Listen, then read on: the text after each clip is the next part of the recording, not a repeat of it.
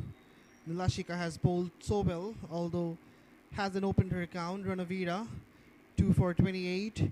Chamariyatapatu, the star customer, 36 for 3 with an economy rate of 4.5. And Kavisha was the most, in fact the second most economical bowler. 24 for 1 from 8 overs. Fall of wickets as well. A couple of wickets fell on 4. And then it kept on falling at regular intervals with Jyoti at one end. Some contributions from the late order. Still wasn't enough. 165 all out are Bangladesh. And Chamariyatapatu led the way for Sri Lanka. That is the match summary. Sri Lanka need 166 runs to win this game and level the series 1-all. We're here at the innings break. We'll be coming back soon with the Sri Lanka run chase.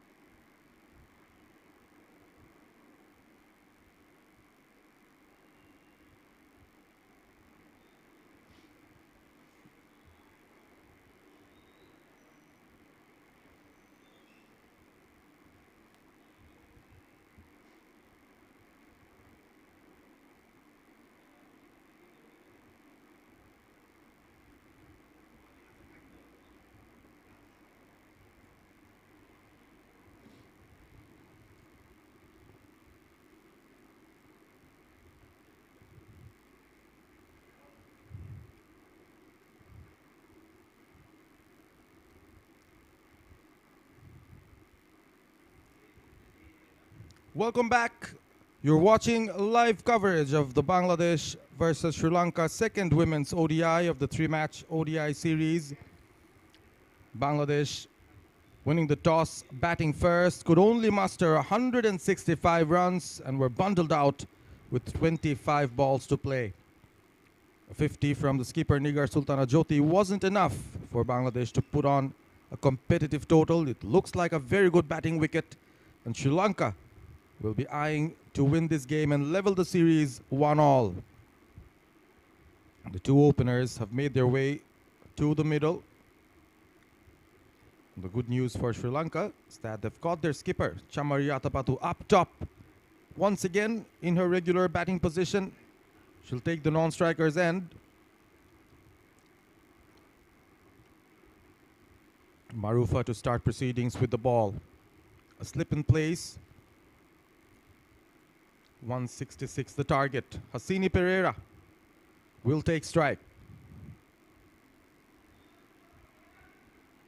Straight away on the money, Marufa getting that early movement.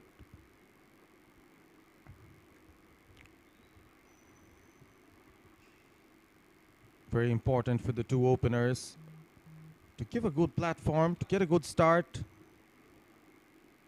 The first women ODI produced a nice little opening partnership from the Sri Lankan openers, but that partnership has been broken since 𝗃𝗵𝗃𝗚. She comes back straight into the opening slot. Nicely behind it, Hasini.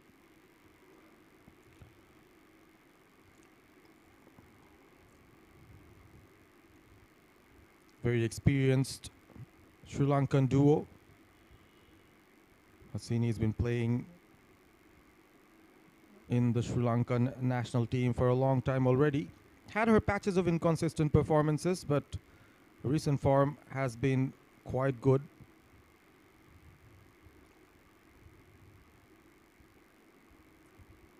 Again, on spot, Marufa trying to angle the ball away.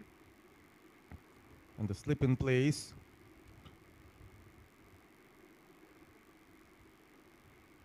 Trying to create a proper angle to make that slip Gordon active. Hasini has followed the line of the ball and played with a straight bat so far. Change of angle for Marufa.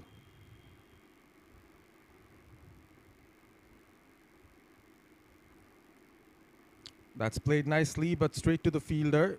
Slightly aerial from the batter. Played away from the body. Field set for Marufa has 5 fielders on the offside within the circle, including the slip fielder. There's a deep third. And on the onside, there's a deep backward square leg. There's no one at deep fine leg.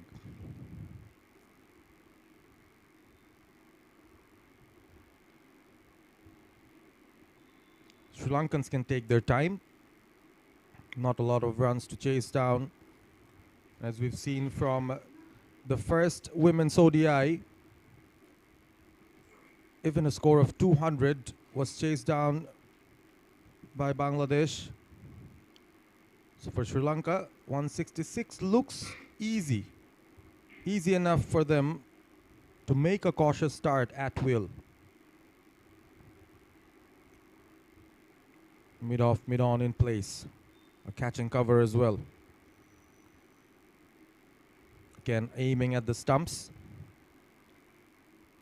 Very good over from Marufa. Maiden over after one. Sri Lanka yet to get off the mark.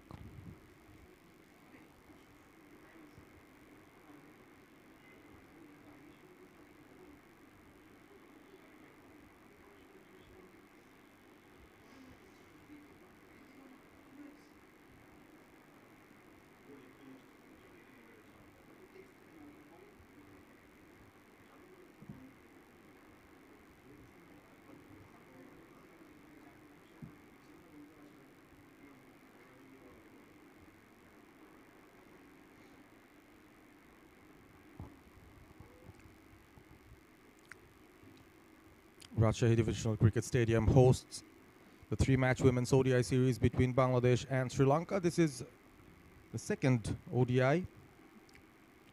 And spin from the commentary box end. So welcome Alif Tasnim. Thank you so much, 𝗃𝗧𝗏. After the first over, it's none for none, Sri Lanka. And it's going to be Sultana with some right-arm off-spin. Again, the combination of pace and spin persists for Bangladesh. Sultana's had an interesting career. Successful at home. Made it into a low full toss there. Straight away, 𝗂𝗏𝗂𝗃 off the mark. Sri Lanka get going. Good fielding from the fielder as well. Guess that was Rabia Khan at square leg. But the first runs on the board of the Lankans, and the skipper gets off the mark. Jyoti is making some changes in the field.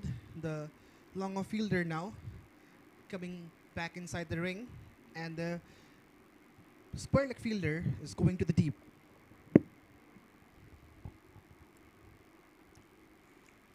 Not so much turn on offer, which will create a situation for the batters, especially if you are a left-hander. Sultana will try to test both the edges of the batters. Nicely behind it. There's a slip in position as well for Sultana, although she isn't purchasing much of a turn. Using the crease a bit, went in with the arm. Bowling at a good pace. Really compelled 𝗂𝗂𝗂𝗂𝗃 to defend, just to block. Circumspect in this over this far. Again on the front foot, played with a straight bat. The mid-wicket fielder in action. Sultana, someone who's picked up the best of the best at home when Bangladesh played Australia, was amongst the wickets. Opened the bowling there as well, got wickets of Beth Mooney, the likes of Phoebe Leachfield as well. Another over is done, just a single from it. After 2, Sri Lanka 1 for no loss.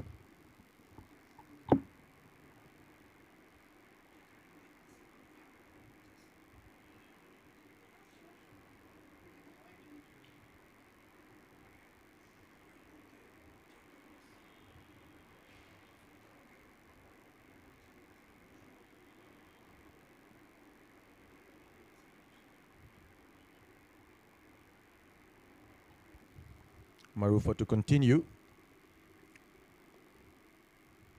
It will be a challenge for Sri Lanka. Can't get overly cautious. Bangladesh tried to do that, and in the process kept on losing wickets with not a lot of runs on the board. Left too much to do for Jyoti. Some help from the late order. Still could not help Bangladesh get to a competitive total here. Just the 165. Went for that big pull. Timing not the best. We'll have to look at the umpire's signal as well, but it trickles away to the boundary. Leg byes. First fours for Sri Lanka. Not the fastest of outfield here at Rajshahi, but that had enough power behind the ball to reach the fence. First boundary, and it's from the legs of 𝗂𝗏𝗂𝗃𝗂𝗃. Marufa slightly losing her line, going down the leg. She generally tends to bowl at the middle to off-stump corridor, has to rectify the line. Keeping that slip fielder on. Saw Marufa coming in around the wicket for a couple of deliveries in the previous over. Going back to the over-the-wicket channel. Steps out 𝗂𝗏𝗂𝗃𝗂𝗃. Doesn't have a lot of patience. The ball's rolling over for a boundary. First boundary for the Sri Lankan skipper. Just go and fetch it, says 𝗂𝗃𝗂𝗃𝗂𝗃. Use of the feet, came down the pitch, and look how elegantly she played that. Didn't try to overhit, just timing. and placement. The first runs, first 4 in fact, of the bat. She'll be hoping to earn more. And now, Marufa Akhtar is changing her angle coming from round the wicket. We've tried to keep it tight. 4 fielders in the offside square of the wicket as well. Shuffles across. Just look at how far she walks out. 𝗂𝗂-𝗂𝗃𝗃, confidence supreme. This time checks her shot and picks up the single. A class cricketer is 𝗂𝗂-𝗂𝗃𝗃, leading the Lankan side. And the Bangladesh bowlers would love to get rid of her as quick as possible. Otherwise, it will be a very difficult task for the bowlers because they're not defending a big total.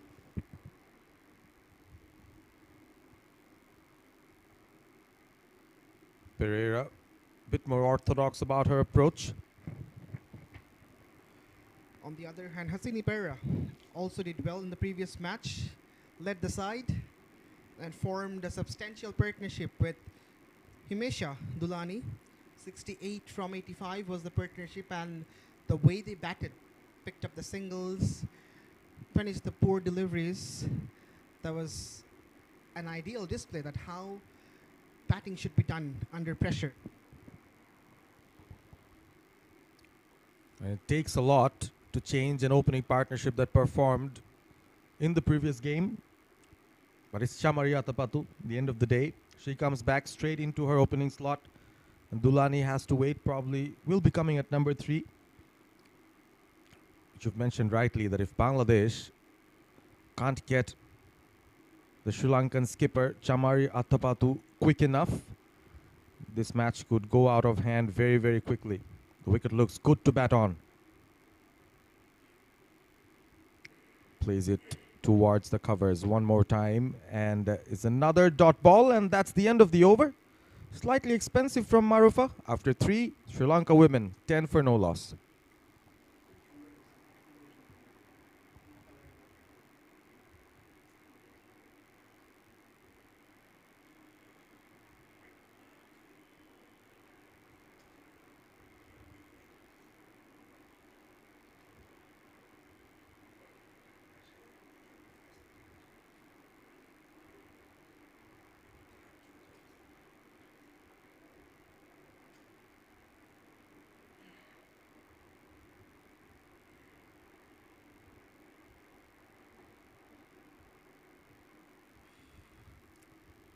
Ten of 18. Difficult. Jyoti having a talk with Sultana Khatun.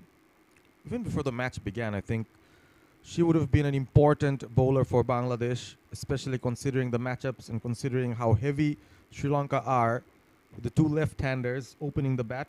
So it's an easy option to pick her with the new ball. She needs to understand that bowling defensively might not do the job for her. She needs to really try and pick up a wicket, try to go for a few of those wicket-taking deliveries, and slip is deployed by Jyoti, which is a very positive sign. Kept the catching cover as well. Backward point, and a long off. Floats it outside off, softly guided.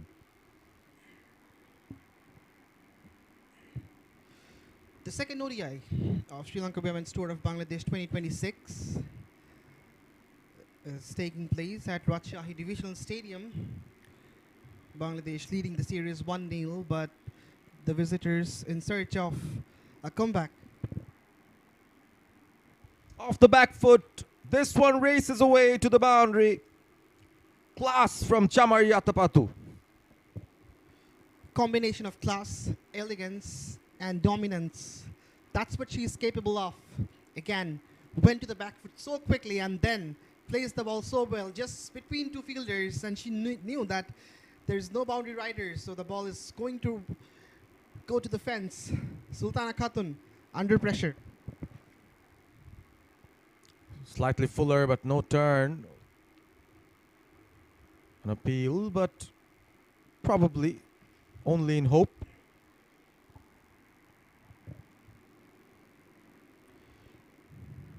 166 is the target the Lankans are chasing, and they've got a decent start, that must be said. Big appeal, oh! Probably an inside edge, big enough for Sultana to stop her appeal right there.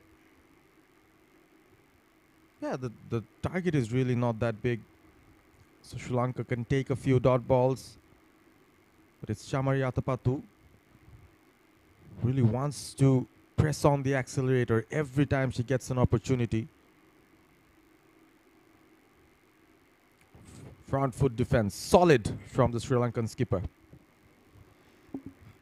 124 ODIs for the Lankan skipper, 4,104 runs with the high score of 195.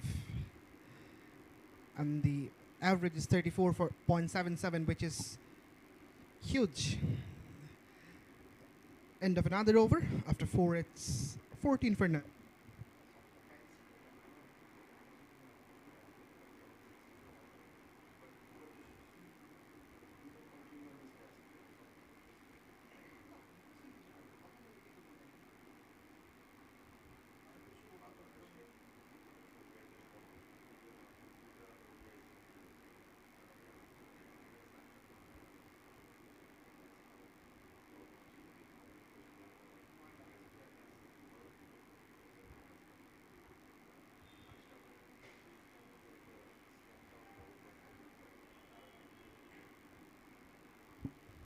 Marufa is back with her third.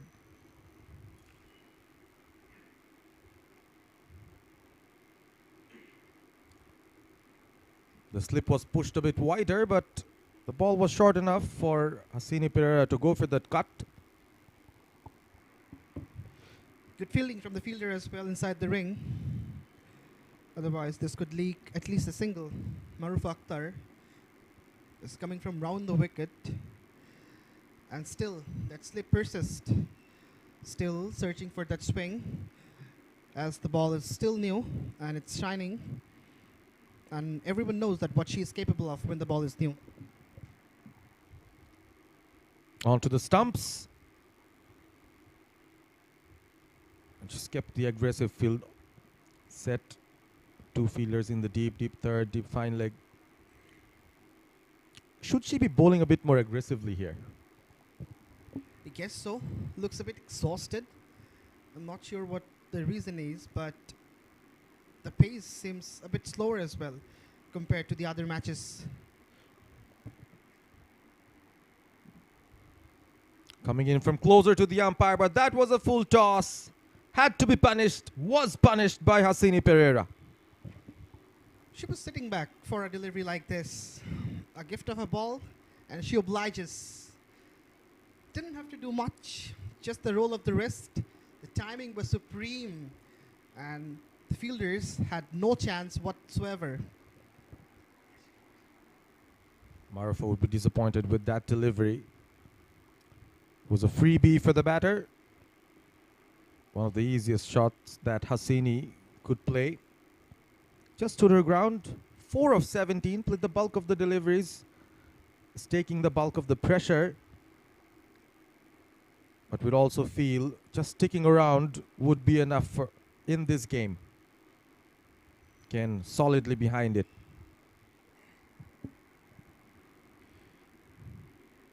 Hasini Pereira playing her match number 65 in one-day international cricket. In fact, 1,165 runs under her belt with the highest score of 85. Looks to be a solid partner of Chamariatapattu. And speaking of that 85, as we see her take another single, playing it through square leg. Those were the runs that came when Sri Lanka batted first against Bangladesh in that ICC Women's World Cup. Got a very good start in the previous game as well, Hasini Pereira. Today looks more like the one that will anchor, one that can play safe, can play those extra deliveries. 5 of 9, Probably in numbers look like she's struggling, but she isn't. Walks into the shot. Athapattu looks menacing when she does that. Marufaktar again, brilliant bit of fielding. Just keeping the batter on her toes. That's the end of the 5th over. After 5, it's 19 for none.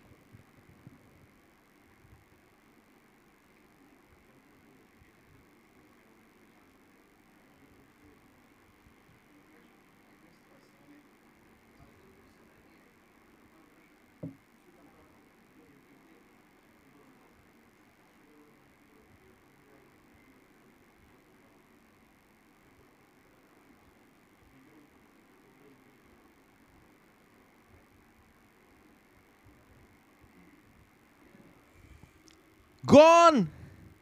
First wicket for Bangladesh. And Sultana Khatun strikes. The plan from Nigar Sultana to bowl an off spinner against the two left-handers has worked. And how? This is brilliant bowling from Bangladesh and an important breakthrough. Hasina Perera departs. First blood drawn, and it's by Sultana Khatun again. Hasini Perera was looking for that paddle sweep. Depart scoring 5 for 20. Sri Lanka women 19 for 1.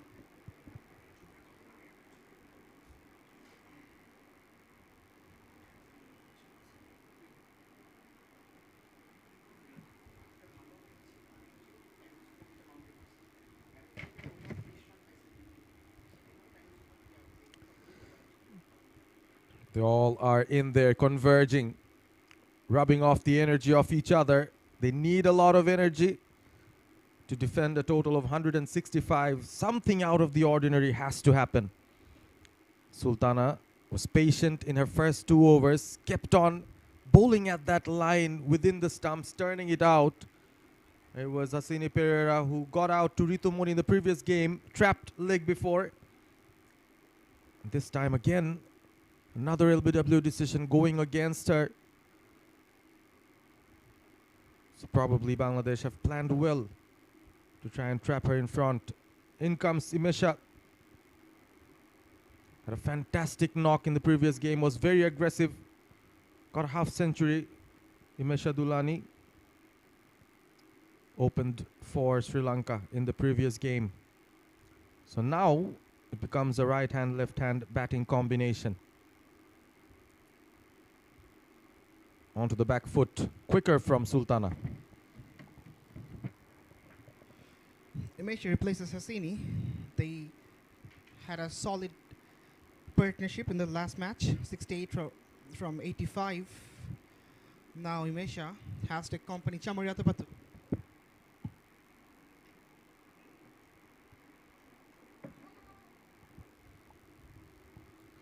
Sultana has an important role to play, especially against Chamara. She'd want Chamara to come back to strike. 2 fielders in the deep square leg and deep mid wicket. Off the back foot, pitching area outside off. These are the kind of overs that make a difference, Alif. Keep the dot ball pressure on, pick up a wicket. One will lead to the second.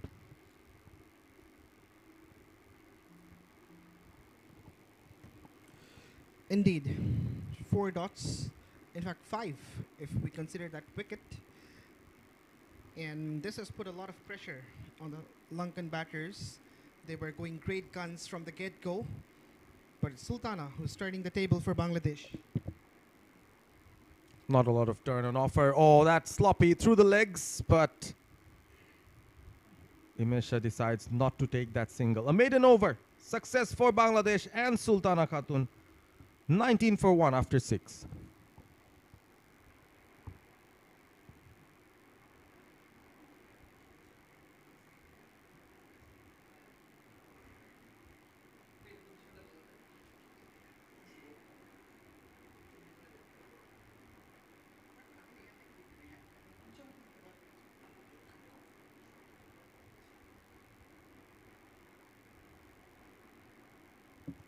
The match slightly swaying in Sri Lanka's favor.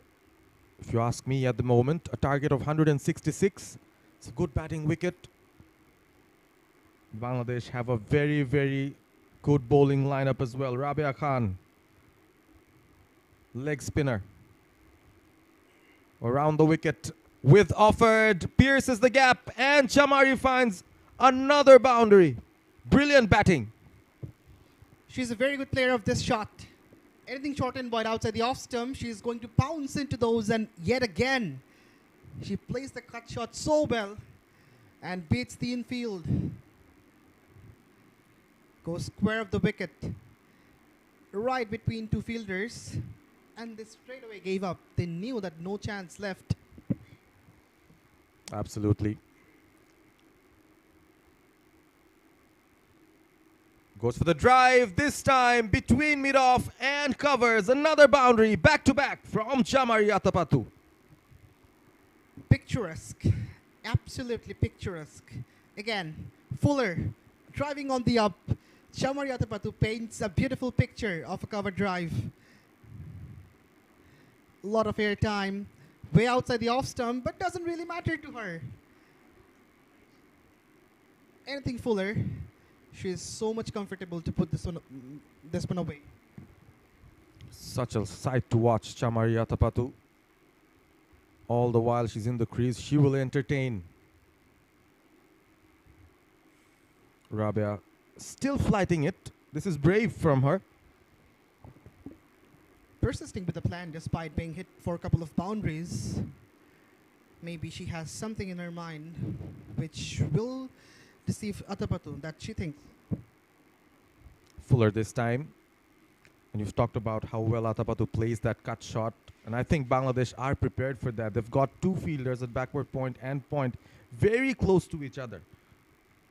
Even the fielder at cover is almost squarish. So three fielders at a very close proximity, outside off, but they can't still cut that off. Goes through the fielder for another boundary. This is fiery stuff from Chamari Yatapattu. Wow, this is superlative. Just when my fellow commentator Parvez was speaking of that how protected that offside field is, Chamari says, doesn't really matter. Then again, I'm able to pierce the offside field and earn the third boundary of this over. She's literally toying with Rabia in this point in time, and Rabia is right under the pump.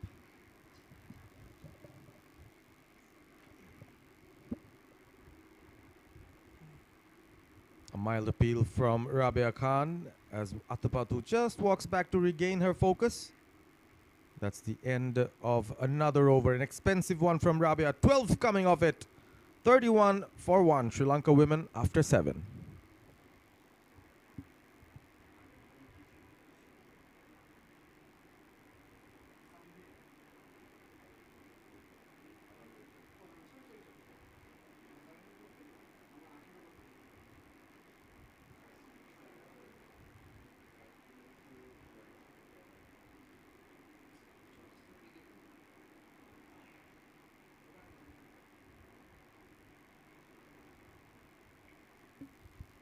First ball of the new over, Sultana Khatun continues to the right-hander. Imesha Dulani is yet to get off the mark. Was about to talk about the variations that Bangladesh have. They've got the off-spinner in the form of Sultana. They've got Rabia, who can bowl leg spin. Nahida is yet to come. Shorna as well. Fahima they've left out from the 11. But what they need is matchups. At the moment, Sultana would rather prefer bowling to Chamari Yatapattu. She's still got the field in place, or the slip in place.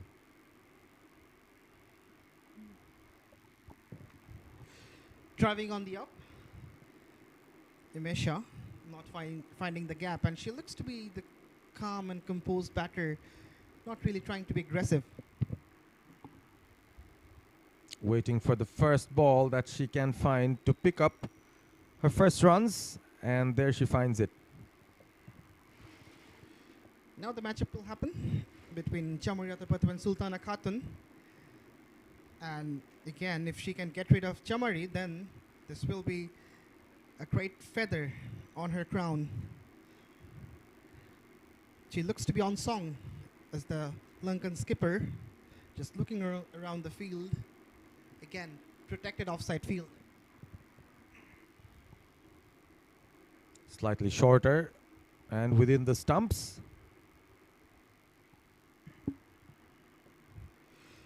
Looks to work it away into the onside, as that zone is more vacant than the off.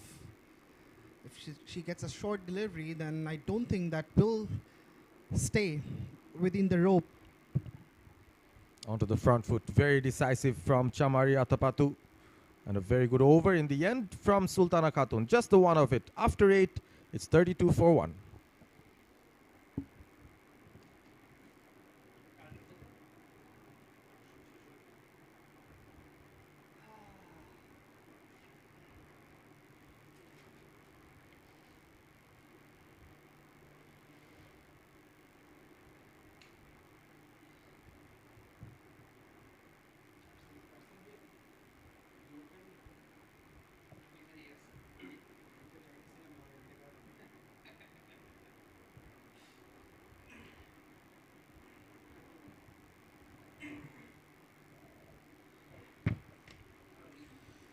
𝗃𝗃𝗃𝗃 Akhtar continues her fourth over, coming from the far end, and there is a slight change in the comp box. We'll talk about that later on. That natural Lankan shaping back into the right-hander, as I say, good afternoon to Syed Abid Hossain Sami. Thank you so much.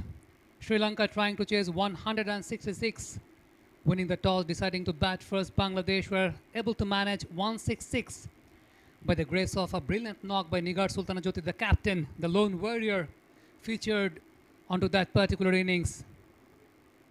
Marufa Akhtar, with her heavy inward movements, has been very much prominent. Clipped off the pads, will be some runs, but there is a boundary rider, so won't be more than a couple. She loves to bowl to the right-handers, Marufa Akhtar, especially for her heavy inward movements. We have seen during the World Cups, she had a very good outing. And this time, on the previous occasion, the previous match, she was very much tight on her line and length during the power plays. But there is no movement in the air right now because the weather is very dry. But she has the feature and the combination of getting the deviation of the surface. This time pitching it up. Finds the fielder well at the covers. That's a dot ball. And due to this hot and humid condition, she looks to be a bit exhausted as well, sweating a lot. The sun is really bothering Marufa in this point in time, and the pace has also slowed down a bit.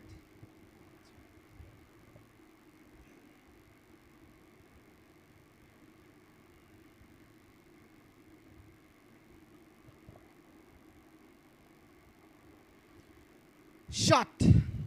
It's a lovely strike from 𝗵𝗇𝐴, and it races to the fence. That's a love between bat and the ball. Pure timing, pure class. Pitching it up, forcing the batter to come forward. Try to deceive the batter with a deviation, what Marufa Akhtar usually gets, which just shapes back in towards the right-hander. But on this particular occasion, no movement at all. Just leaning forward for the drive, bisects the field and gets the boundary.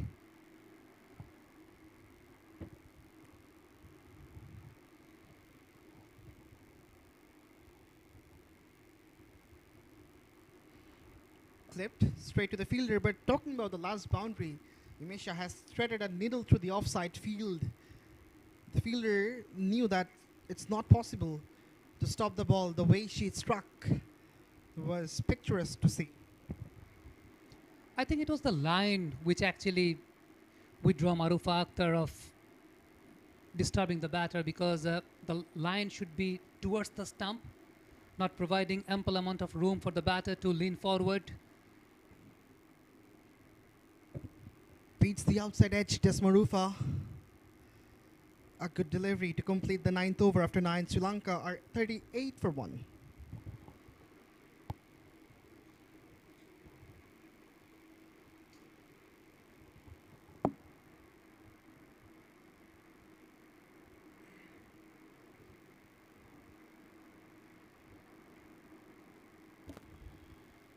Replay in action.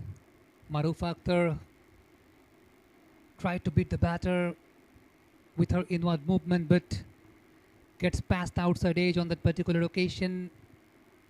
It was hissing past towards the wicketkeeper. Sri Lanka women currently 38 for 1. They're trying to chase 166. By the grace of Sultana Khatun, Bangladesh have managed to purchase a single wicket. That was a good matchup by Bangladesh, because on the previous match we have seen Nahida Akhtar being brought up into the attack because there was a combination of left-hand and right-hand batters, but today both the left-handed batters started the proceedings for Sri Lanka. 𝗃𝗵𝗃𝗃𝗃, the experienced campaigner, bringing in the experience of over 4,000 runs in international cricket. And she has been serving the nation for 17 long years.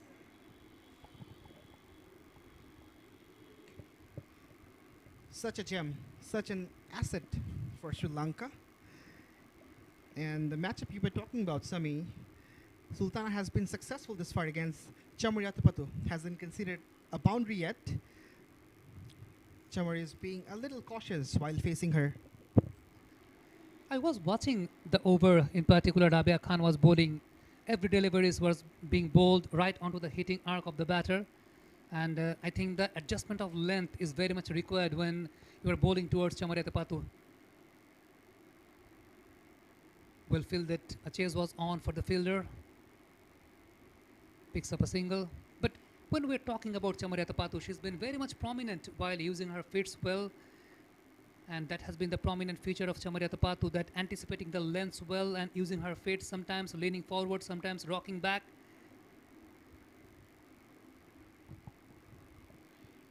A mild appeal, but of course not out will be given, as it was off the bat. Sultana Khatun trying to bowl at the nagging line, just trying to bother Athapathu as much as possible, not giving any short deliveries.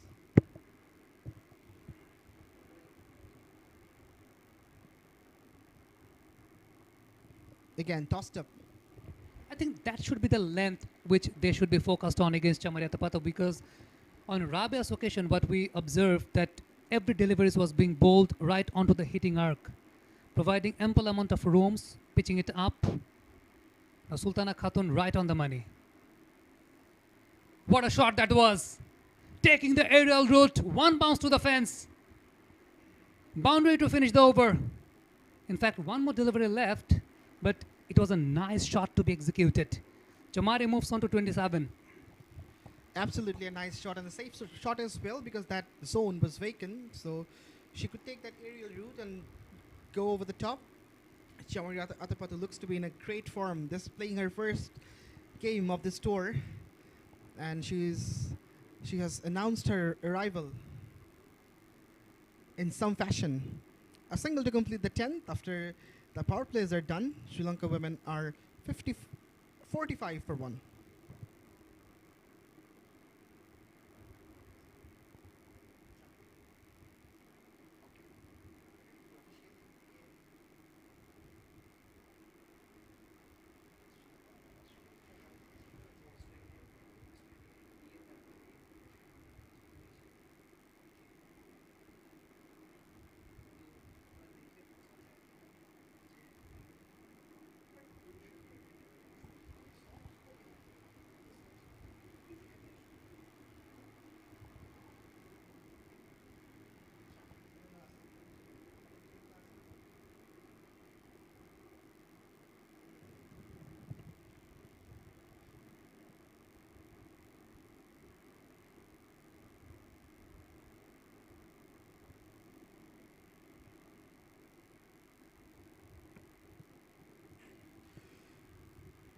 So after the power plays, a change in bowling. It's going to be Ritu Moni with some right-arm medium pace.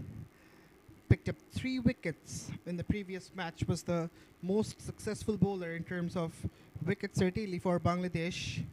Would love to get another breakthrough, as the team is not defending a huge short total. Wickets have to come. The skipper Nigar Sultana Jyoti is consulting with the bowler to make some adjustment in the field placement. Now the short cover is being removed. there is a short mid-wicket, short extra cover, and a short third fielder will also be kept, I guess. No, it's backward point, sort of a backward point, exactly, not short third.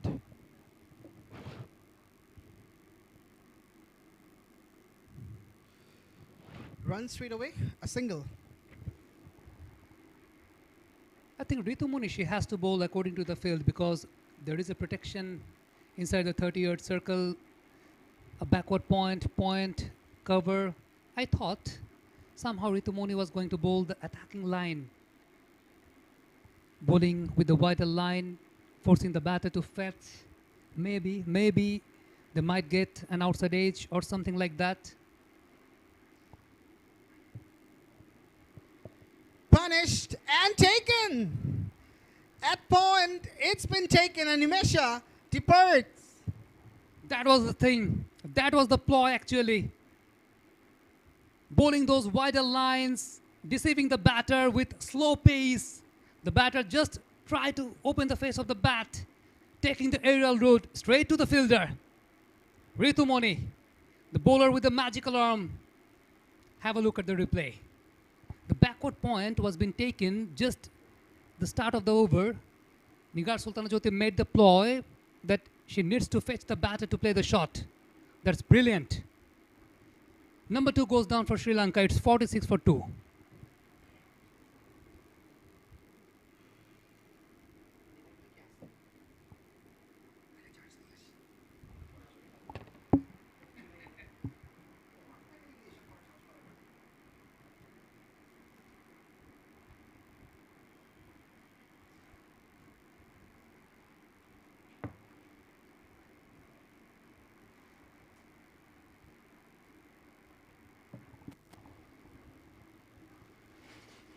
New batter in for Sri Lanka, Harshita Samaravikrama.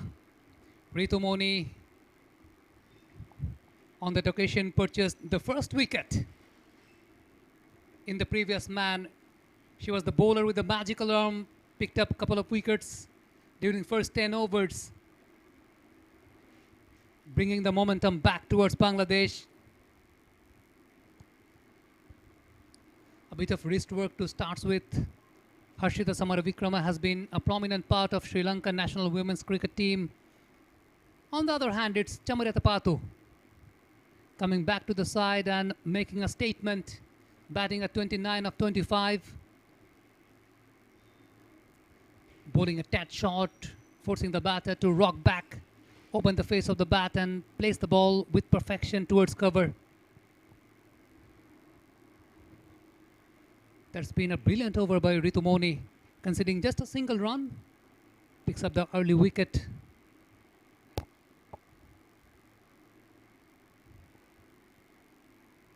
Once again, the similar ploy has been maintained against Harshita Samaravikrama as well. Bowling the wider lines and definitely the slower pace that is doing the trick. Because on a surface like this, when you are bowling with that kind of pace, the ball holds a bit. Singh, dot ball to finish the over. She is still to get up the mark. 46 for 2 Sri Lanka.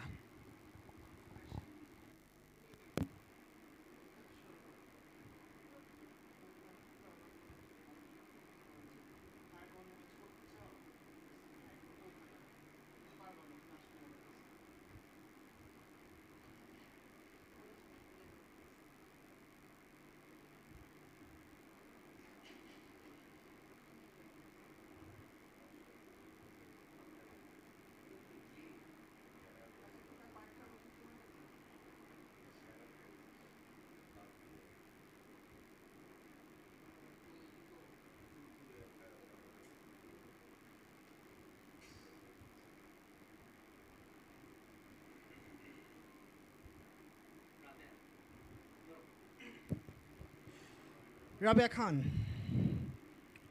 has been brought back for her second spell against Chamariya Tapatu. 𝗍𝗪𝗍 goes for the drive and beats the diving fielder. Earns a boundary, does 𝗍𝗪𝗍.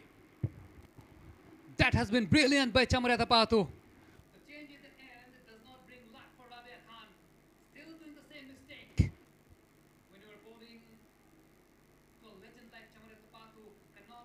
bowl on such a length, which is very much easy for the batter. Easy peasy equation. Again, tries to cut, but slightly late to react. Bottom edge goes to the fielder. I think the trajectory has been very much easier for 𝗬𝗏𝗂𝗏 to fix the ball. Even she's pitching the ball just in front of the bat. That really allows the batter to open her arms, and that is really has done the trick for the batter. This time, that short, I think that should be the perfect length to bowl against 𝗬𝗏𝗂𝗏, because every time you are bowling on the same length, it actually gives ample amount of opportunity for 𝗬𝗏𝗂𝗏 to just take on the bowler. There's now a slight disturbance because of the side screen. Maybe some traffic going around there.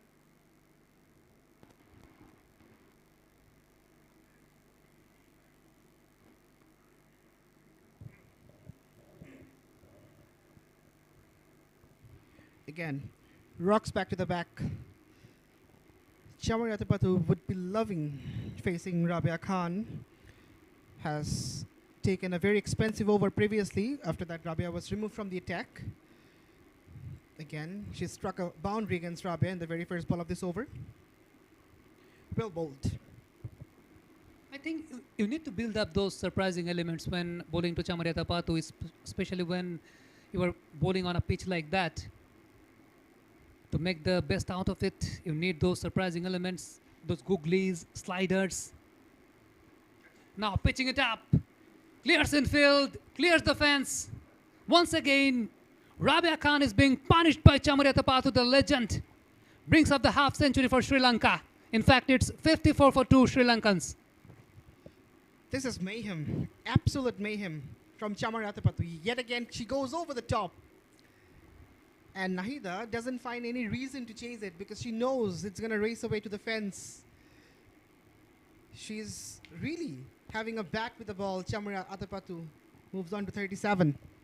I think the length has been the matter of concern for Rabia. Every time she's been pitching the ball just in front of the bat of the batter. And she's that much skillful enough to play shots like that, taking the aerial route. Now they need to set up some other plans for this particular batter. The technique, the approach reminds me of great Kumar Sangakkara. Almost similar look-alike kind of scenario. Right now, that brings 𝗬𝗏𝗧 up into attack from the other end. Leaning forward for the drive, but finds the fielder. What has been the key feature for 𝗬𝗏𝗧 that she has been maintaining the back of a length consistently. On the previous occasion, it was the fuller length, but on maximum number of occasions, she has been maintaining the back of a length. So that really allows her to get like that. This time, rocking back, whipping the ball towards mid-wicket, gets the boundary. The advantage of 𝗬𝗏𝗧 that on that particular occasion came as a disadvantage. So that has been the key feature I have been talking about, that the slow pace maintained by 𝗬𝗏𝗧, it was being an advantage, but on that particular occasion, the batter had ample amount of time to rock back and whip the ball towards mid-wicket. So right now it's very much easy for the batter. Again, goes for the shot and beats the fielder. Does Harshita.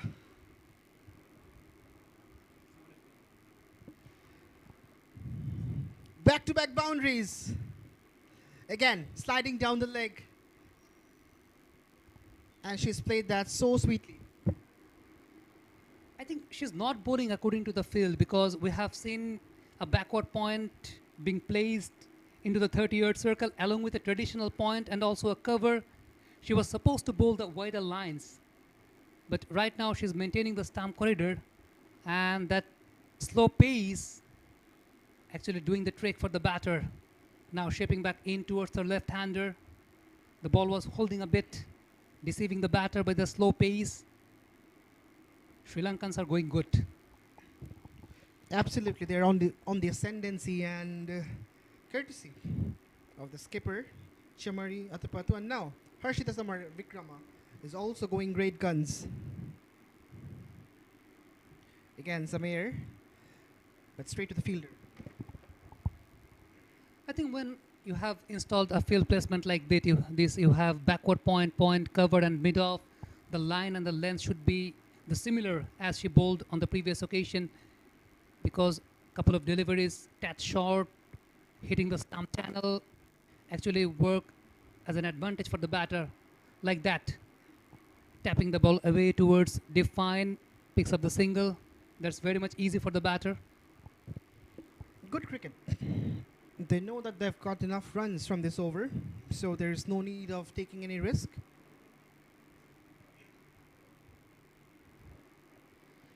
So that's the end of the 13th. After 13, it's 63 for 2.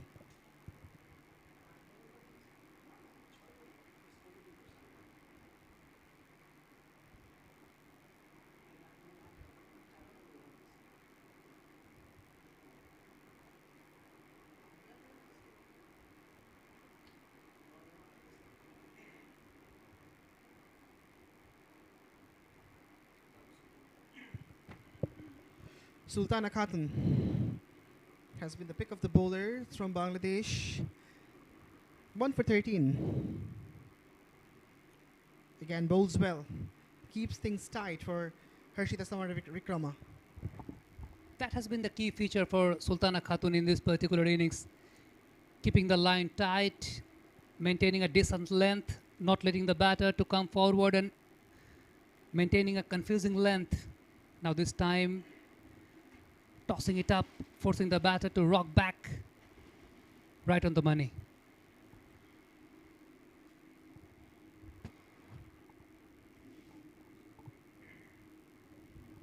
Again, using that angle, pulling those armors, Harshita backs away and defends.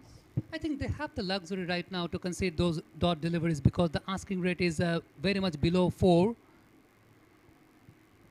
Oh, well bowled. Was there an opportunity? That's the question. Was there a nick? Seeing the reaction of Jyoti, I think there was. I think so. I think so. There was an underage on the road to the glove of the wicketkeeper. Nigar Sultana Jyoti missed the opportunity. That's better. That's very better. Maintaining a tight line, forcing the batter to rock back. Defended it back pass to the bowler.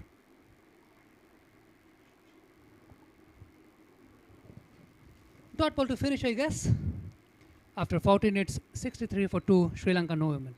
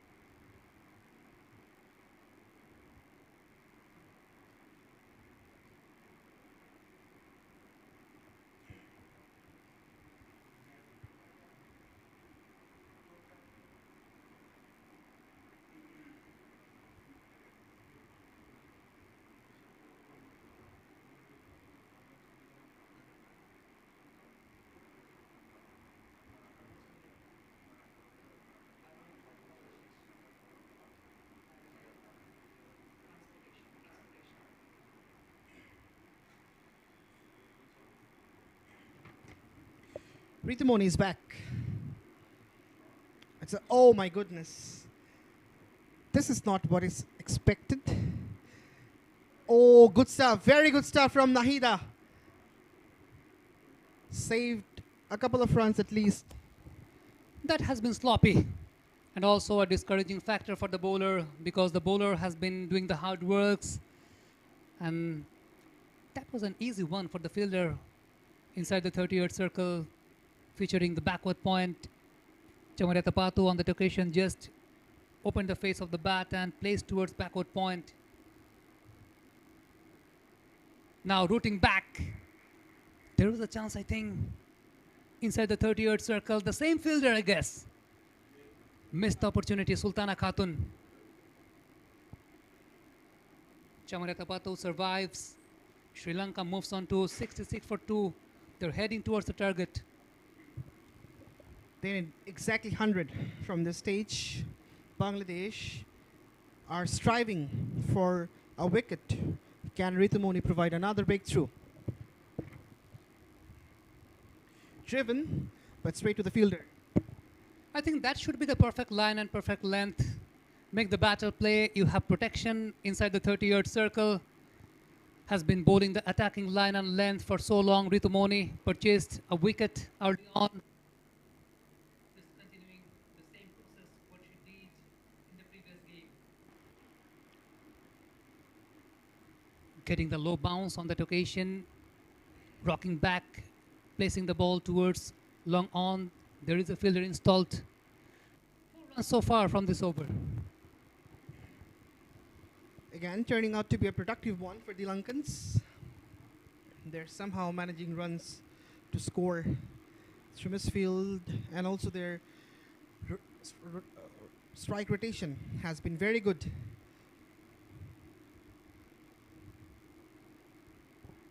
Slower.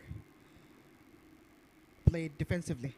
I think fielding has been a matter of concern from the previous game also. We have seen on various number of occasions the sloppy fieldings, discouraging the bowlers all the time.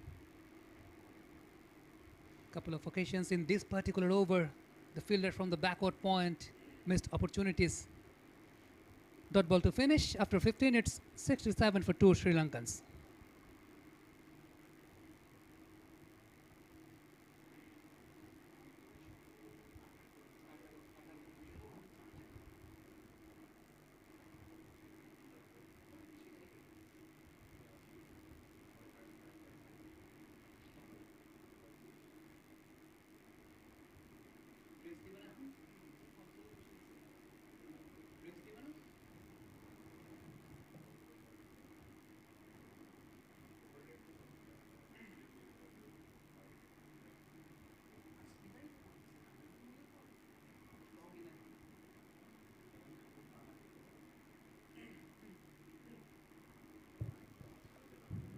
Sultana Khatun is back. Down the leg, fumble from the skipper, 𝗿𝗫𝗚. And Bangladesh pays a penalty of 4 runs. That came out of surprise for the captain as well. Going down the leg side. For some moment, I thought the ball just brushed away the bat on the root, but wide signal by the umpire, 5 runs extra for the Sri Lankans.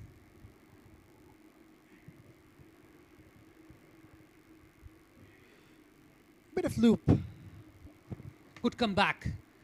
Good comeback by Sultana Khatun. A bit of loop, drift in the air and maintaining the correct line and length. Trying to deceive the batter with a drift. Again, flighted. Samara Vikrama is being circumspect. And she's someone who is the calm customer, just giving the responsibility to the skipper to be aggressive on the Bangladesh bowlers. Again, flighted and defended. She's been very tight and containing Sultana Khatun from the very early stage. Has conceded only 18 runs for her lone wicket, but has been very much prominent of hitting the right areas. Attempt of a sweep missed, and bit of miss from Jyoti as well. Couple of runs to be taken. I think that's quite suffocating for the fielders out there because the temperature currently says it's 39 degrees Celsius. Definitely feeling like 42, 43. It's hot, humid. We are at Rajshahi Divisional Cricket Stadium, one of the hottest places here in Bangladesh. 6 runs has been conceded in this particular over by the grace of extras. Harshita batting on 10, 𝗬𝗏𝗂𝗃𝗃 batting on 40. Being defensive is Samara Vikrama, but they have collected enough runs from this over. 8 already from the Sultana over. and they don't bother playing those lusty blows.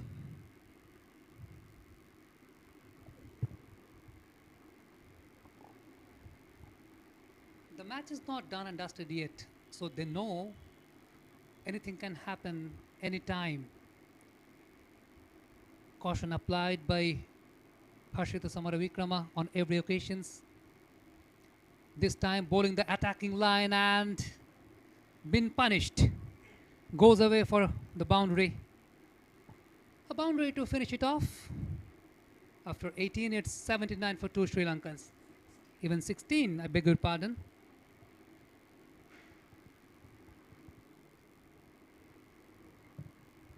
A tad bit short.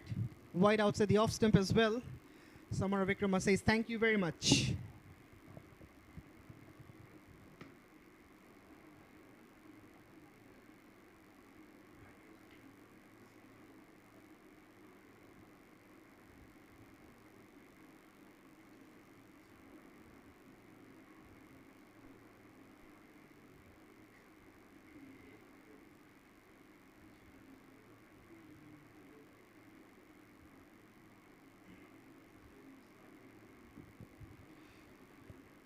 𝗃𝗍𝗃𝗃𝗃 Akhtar for the first time in this match.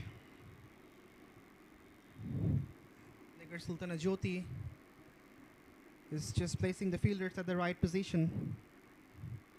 Use of the feet immediately on the pads. Vociferous shout. Denied by the umpire, Eloise.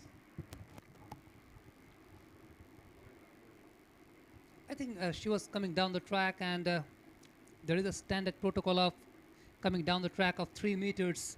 Maybe that particular thing came on the mind of the umpire. That's why she refused. Otherwise, it was very close. From the very beginning, the captain, Nigar Sultana Jyoti, has been hiding Nahida Akhtar. Although we all know she's been the leading bowler for Bangladesh, leading wicket taker at this particular format, surpassing Salma Khatun the previous year. This time rocking back. Tried to find the gap, but straight to the fielder. Chamariya Tapatu has been very much prominent of using those footworks whenever it's required. Inside edge and into the stumps. That's the big wicket. The Lankan skipper Chamariya Tapatu has to go. She's surprised. She's standing. She doesn't want to live. But Nahida Akhtar, she had some other thoughts on her mind. Deceiving the batter with the flight, with the drift, bitten in the ear. And the inside edge did the trick. Chamariya Tapatu, she has to depart. The trajectory there, the flatter one, forcing the batter to rock back. And it was the pace and the deviation that really did the trick. But what is going on there? Chamariya Tapatu, she has to depart, scoring 40 odd runs of 39 deliveries, but it looks like she has something to offer. Maybe there was a conversation going on between the fielders and the captain, Chamariya Tapatu, but somehow it's all sorted out. We are on to the 17th over and Sri Lanka are 3 down. Are we on to something here? It's 79 for 3 as the players are getting hydrated.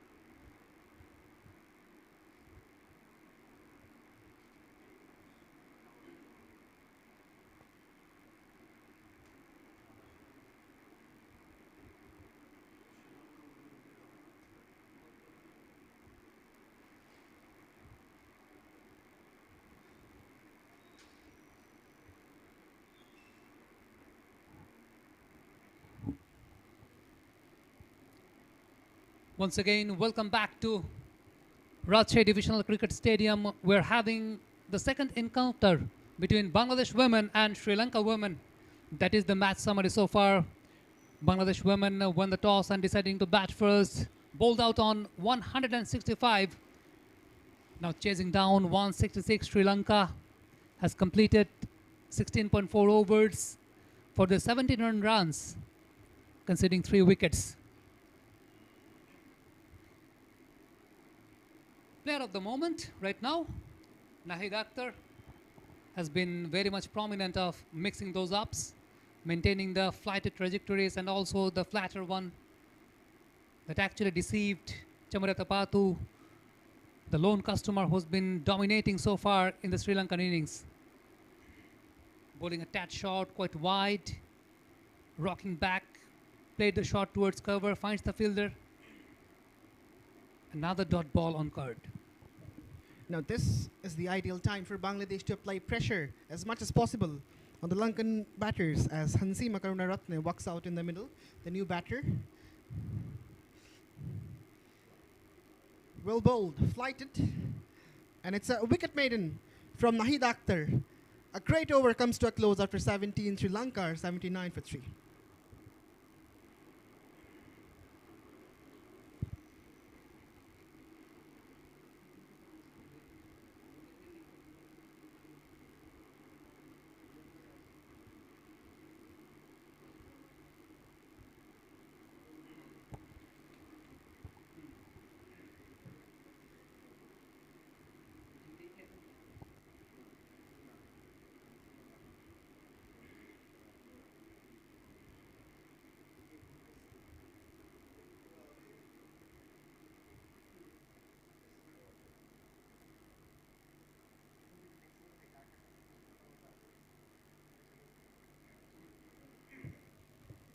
𝗵𝗵𝗂𝗧 for the next over.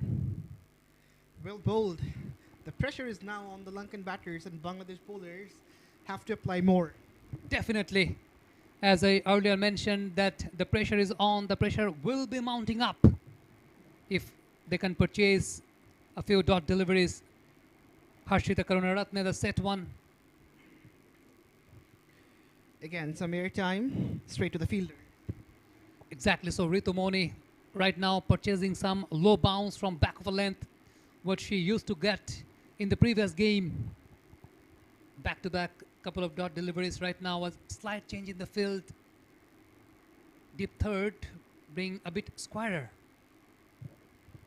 Driving on the up, but there is a fielder. Just a single being purchased in this over so far. They've moved on to 80, conceding 3 wickets. In the previous over, Nahid Akhtar just varying the trajectories very well. That has been the key feature for Nahida. She's been a prominent staff for Bangladesh national women's cricket team. As I earlier mentioned that she's been the leading wicket taker, but it came out of surprise for all of us that she's been hiding through the innings.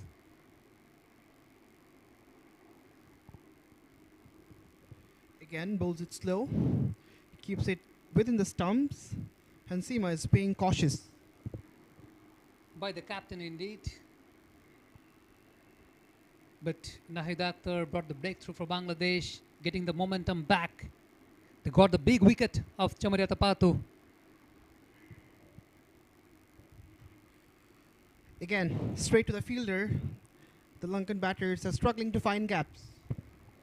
That's the line, that's the length they are focusing on right now, especially by the grace of 𝗵𝗵𝗂𝗧, by the grace of her slow pace that really purchases low bounce from back of a length. On the pads, clipped. A quick run. But the throw wasn't in time. The batter was in. And this completes the over number 18. After 18, Sri Lanka women are 81 for 3.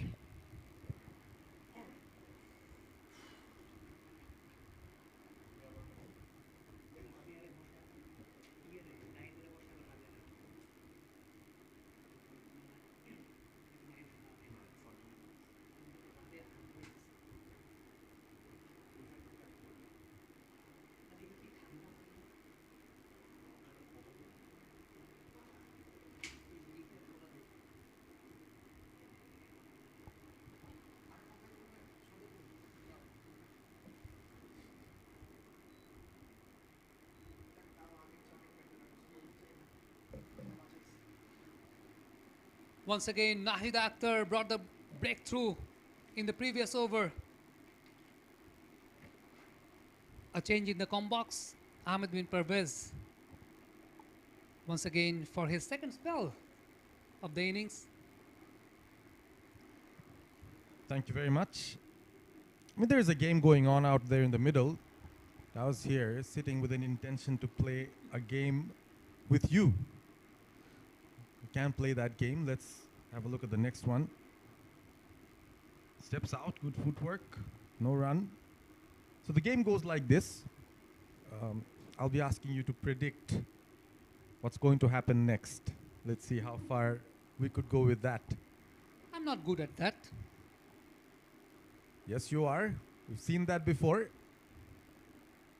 Just on the way that the field has been set up, 𝗂𝗍𝗃 has got a lot of protection on the leg side. No one in the deep on the off. Now someone's running off. So probably she'll try to keep it straight as she has protection on both ends.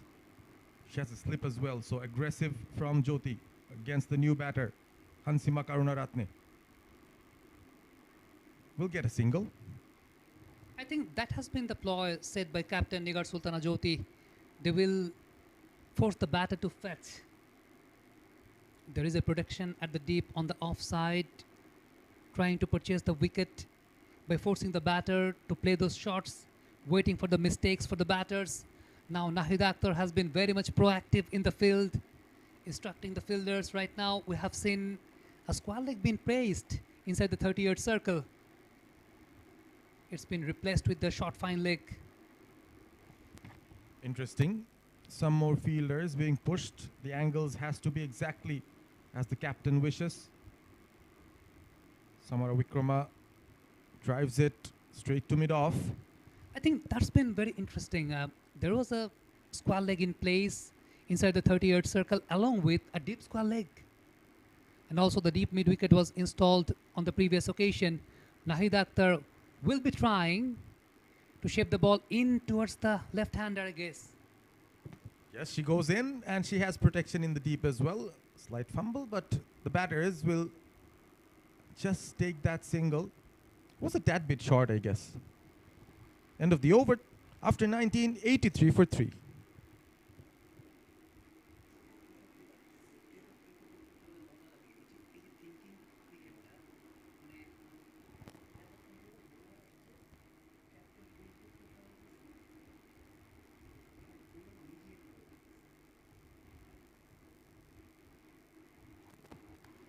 We have been talking about off-air, the bowler being very much proactive along with the captain. Because on the previous occasions what we were watching, it was only the captain Nigar Sultana Jyoti who was keeping herself busy of decorating the field setups. Ritu Moni, right on the money. Straight to the stumps, defended back pass to the bowler. The point I want to mention that 𝗂𝗍𝗃 Akhtar, that is the difference between one of the most prominent bowlers of Bangladesh and the others, that the bowler being very much proactive while decorating the field. Change of angle from Ritu Moni. You're absolutely right. The batters go for the quick single. A direct hit could have been interesting. Quick pickup and throw. Yes, she's the vice captain as well, 𝗂𝗍𝗃. She's got this extra responsibility, not only to do well herself, but also to cheer her teammates up. It's a right-hand, left-hand batting combination. Not easy for a bowler to adjust every time. And definitely not easy for the captain. It's been very much hectic when left-hand, right-hand combination goes on, because after every singles, you have to redecorate the field. Speaking of fielding, Sri Lankans really catch really well today. Any chance they got, they picked up those opportunities. And in terms of their batting, they haven't actually given a lot of opportunities to Bangladesh. So it's been a very solid professional performance. But then you have the X factor. Chamari Atapattu was taking the game away, and that wicket probably made the way for Bangladesh to get some inroads in this game. I don't know why she was being hidden by the captain, Nigar Sultana Jyoti. 𝗂𝗍𝗃 Akhtar I'm talking about. Maybe they were couple of left-handers into the middle. This time going down the leg side. Whipping the ball towards deep square. Purchasing a single. They moves on to 85 for 3 Sri Lankan women. 3 dot deliveries in this particular over, conceded a couple of runs. And this is exactly the phase where Sri Lanka looked very comfortable, even in the first game, although they were batting first. But during this phase, the Bangladesh spinners and 𝗬𝗠𝗠𝗠 put up a very tight bowling performance and got them back into the game. So Sri Lankans will have to be careful and try to navigate this phase of the game. Another over, just the 2 runs from it, 85 for 3 after 20.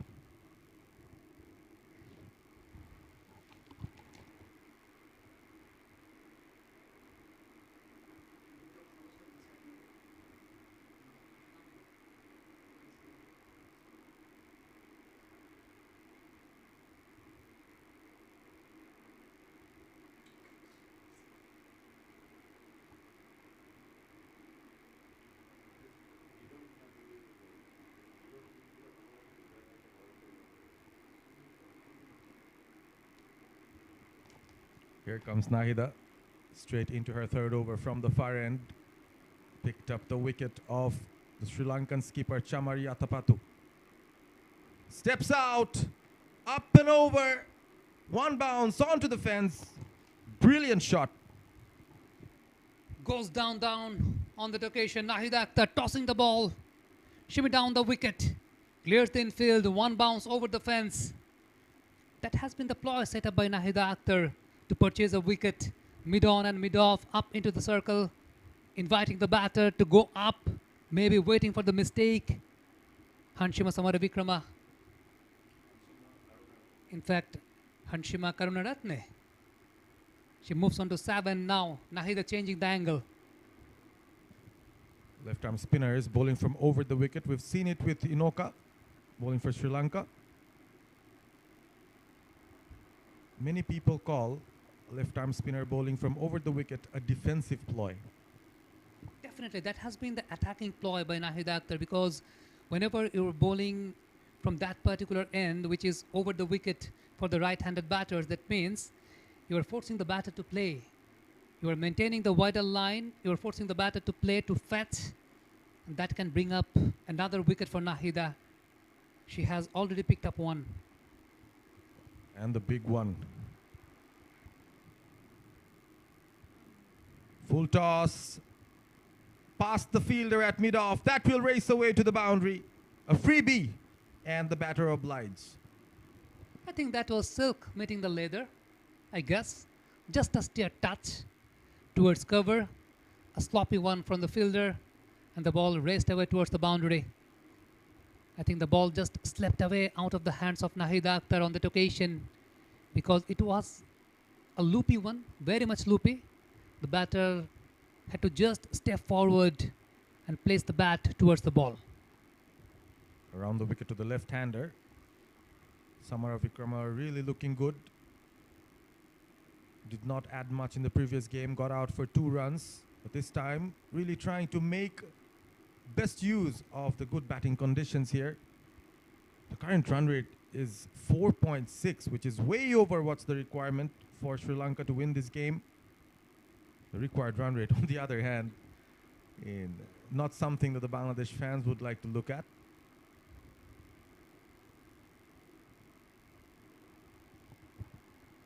This time bowling the fuller length, 𝗂𝗃𝗃𝗃, maintaining a defensive line for the right-handed batters coming around the wicket. Maybe trying to purchase something from the arm. Once again, the similar line, similar length, dot ball to finish. 9 runs come out of it. It's 95 for 3 Sri Lankans.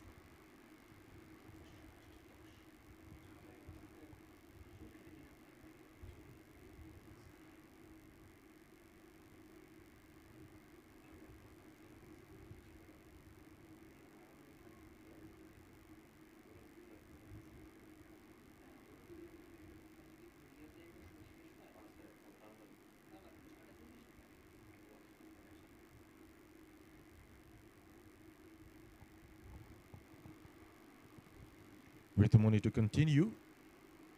The peak of the bowlers for Bangladesh in the previous game as well. Went for that sweep, aggressive from Samara Wickrama. She'll just pick up a single.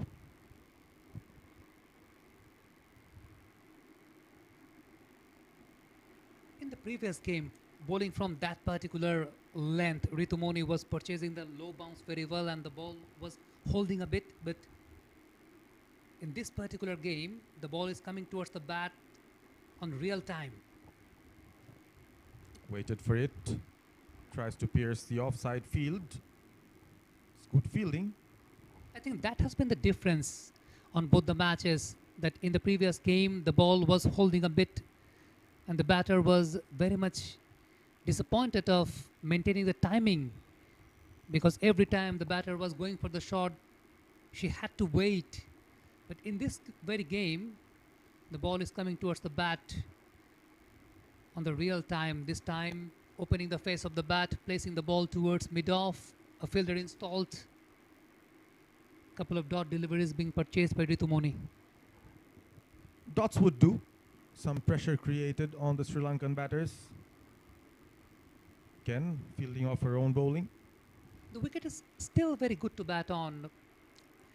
In the morning, I had a conversation with the curator and he actually challenged me that on the fact that if the batter is not willing to get out, there is no one to stop them.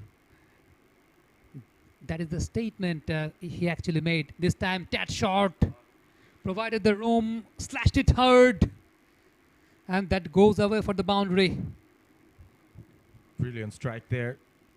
Just a bit short. And that brings up the team 100 for Sri Lanka for the loss of 3 wickets. A lovely stroke there from Karunaratne. Good footwork. 𝗵𝗺𝗠 under a bit of pressure now. It's got to end the over well. No! That's high.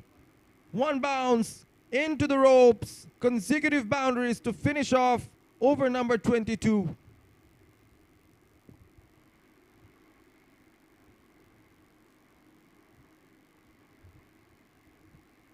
Have a look at the replay.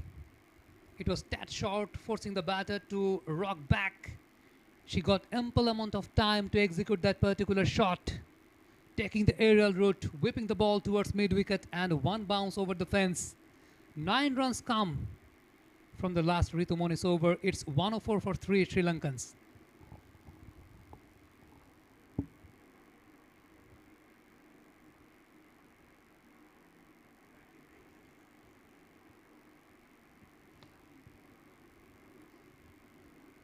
Samara Wickrama,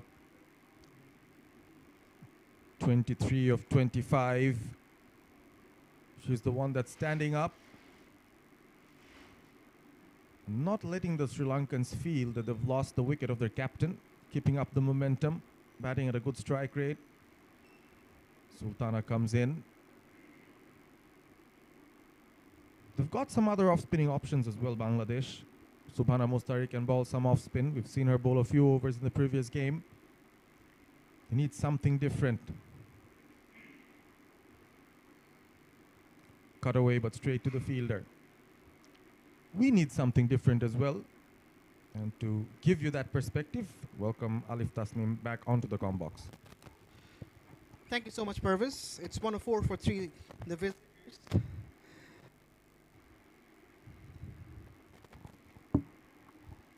In pursuit of 166, they have painted a picture very gingerly, which looks good from their perspective.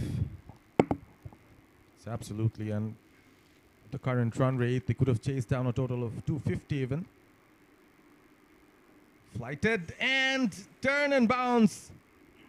That was very good, almost unplayable. Steep bounce from Sultana. The batter, all of a sudden a delivery which had this much of a carry. The keeper Jyoti was also surprised. Fumbled a few, Nigar Sultana. A few hard takes down the leg which she fumbled. So it's very hot, hard to concentrate, sweat trickling over. Testing conditions. Fitness and stamina has to be spot on. not the best of days for 𝗃𝗃𝗃. We'll come back to the discussion after 23. It's 104 for 3, and it's a maiden over from Sultana Khatun.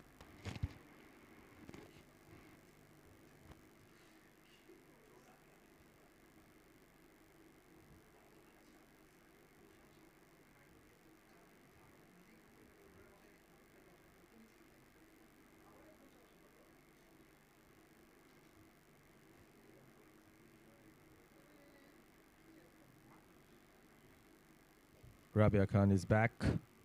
Her 2 overs went for 20. We usually don't see that with her bowling. She's usually very accurate and economical. Chamariatapatu was seriously aggressive against her.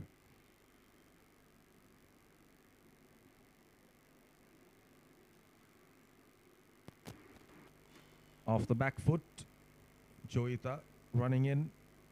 So Bangladesh trying to put a squeeze on here, Alif. Of course, they need one more wicket if they want to turn the table in their favor. But this far, certainly Sri Lanka on the upper hand. The bowlers did exceedingly well, and in reply, the batters are also going great guns. Hansima and Harshita Samarvikrama have formed, again, a decent partnership, and someone from Bangladesh has to break it. Could be Rabia. She's got some variations up her sleeve, the young leggy. Flights it nicely, but well driven. This is sensible batting. The Lankan batters have been very sensible.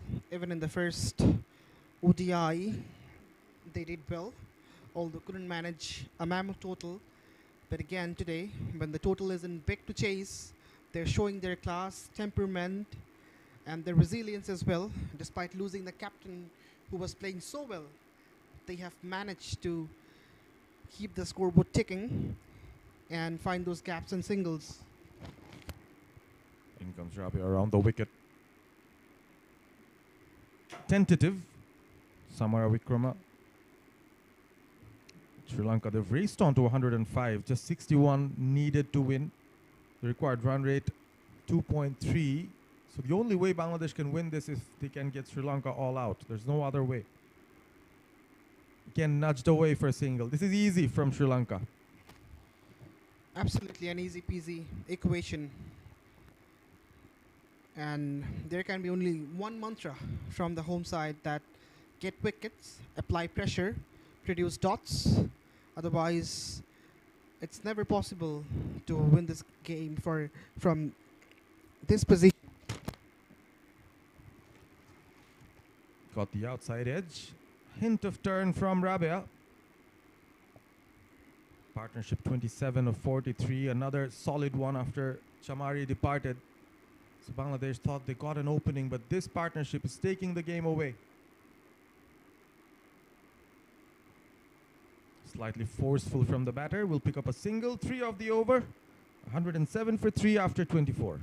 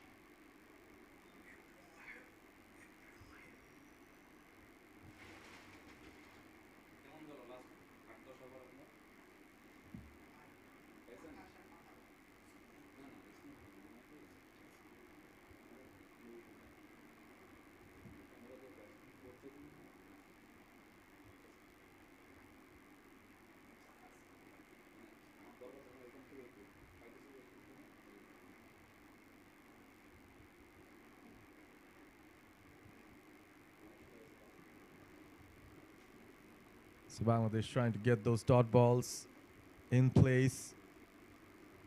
Dot balls won't be enough. They need wickets.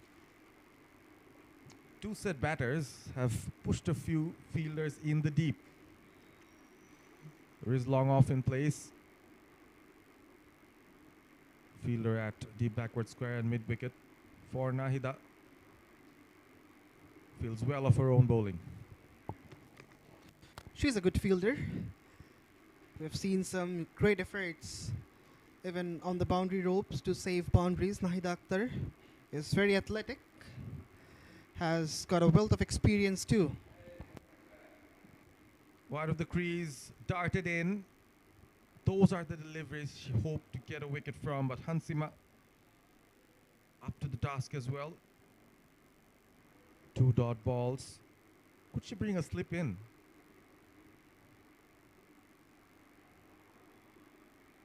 Full face of the bat, single taken. No pressure for the Lankans. They're just going with the flow of runs. Even the best bowler from the Bangladesh side hasn't been able to apply much of a pressure. Nigar Sultana Jyoti again doing some fine tuning in the field. Bangladesh hoping against hope at the moment, waiting for something to happen. I think a bit of proactivity could work. They've got 6 fielders in for Harshita.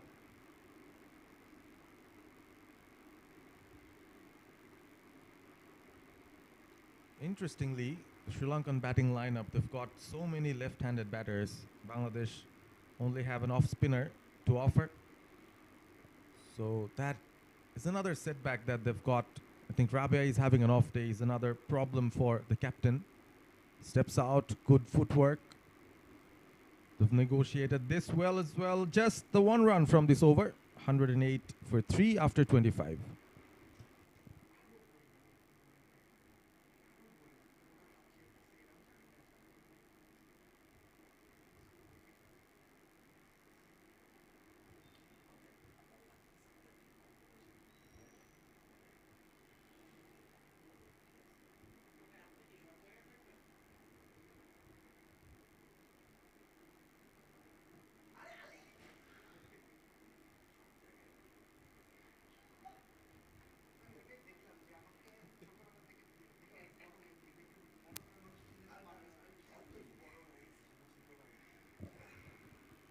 Rabia with her leg spin. Haven't seen those variations from her. She can bowl the googly. Needs to create an opportunity where she gets to test both the edges of the batters. That kept straight, but nicely played to the deep. Rabia was the one. Despite not receiving any sort of assistance from the track, she produced good amount of turn and bounce in the first ODI. So we'd be hoping to do something magical under this circumstance when nothing is going in favor of Bangladesh and Rabia Khan too. But the skipper is trying to do something out of the box, persistently making the changes in the field. Again, now the mid-wicket fielder has been pushed back a little. Wide outside off, cut away, but good fielding. Saved a few runs for her side. Sharmin Sultana, the fielder, took a blinder of a catch in the previous game. Slightly hurt herself as well. Jyoti, concerned, walks towards her fielder. Probably got a bad cut. Physio running in, as is Farzana Hokpinki, who's coming in as a replacement. She's rushing back, desperately in pain.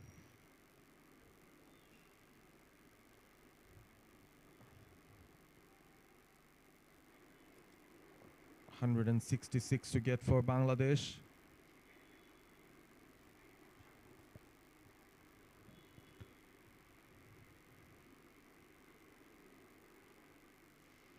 Good lines and good lengths. And a quick single taken as well. Good running. This is good stuff all around.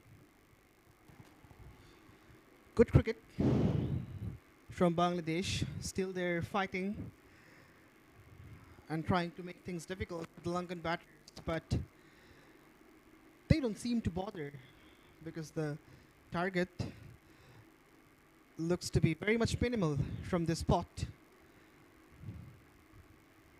57 runs to get now. Backs away, straight to the fielder.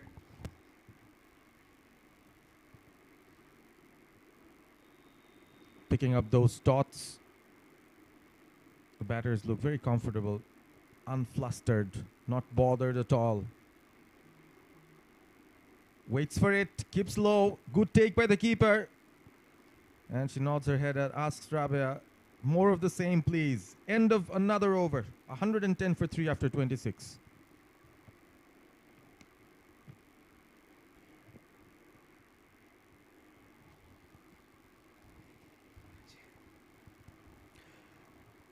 Well, was playing away from her body and not much of a feet movement, so didn't really get to the pitch of the delivery. End of another over. Rabia Khan has given away 25 from her first 4. Still yet to get a wicket.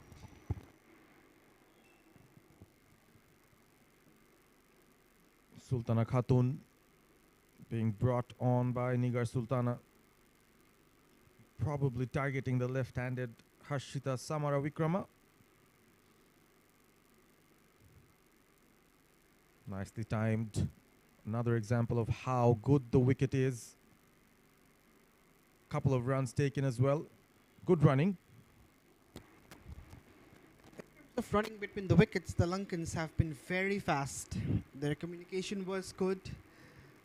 And the Bangladesh fielders, they're struggling, of course, due to this hot and humid condition. So that has also given them that courage and the confidence that, okay, we can take those quick runs, and they have done exceedingly well. Yes, they have. An important thing about this partnership is they haven't given too many chances. It's been a chanceless partnership between Harshita and Hansima. Again, driven straight for a single. Making things look very easy now, the Lankans. Certainly, the match has tilted in favor of Sri Lanka, and Bangladesh still trying to find a cheat code. But what needs to be done, what can be done to create some pressure on the batters? Couple of quick wickets can do it. Oh, that's wide and low. Tough for the keeper, tough for the fielder as well, who's putting up a chase. Rabia picks it up, gets the throw in, but a few extras will be added. Signal from the umpire is a wide. We've seen this quite a few times in this innings already. Difficult, very difficult under this hot and humid condition for a keeper to take this. But when you are defending a low total, you have to stop every run possible. But nothing is going Bangladesh's favor now. Flighted outside off. I mean, you create your luck in a lot of situations. There has to be a plan, a method behind how you want to get a certain batter out. And at the moment, looks like Bangladesh are going through the motions. Another false cut shot attempted by Hansima. Wasn't there. This has been a problem, that when the deliveries are outside the off stump, 2 or 3 foot, then Hansima is struggling because she's not moving her feet much. So if she goes to the line of the ball, then that will be more convenient. Just like that. Plays it safely to mid-on, but there's still one more delivery left. There's a wide bowled in this over.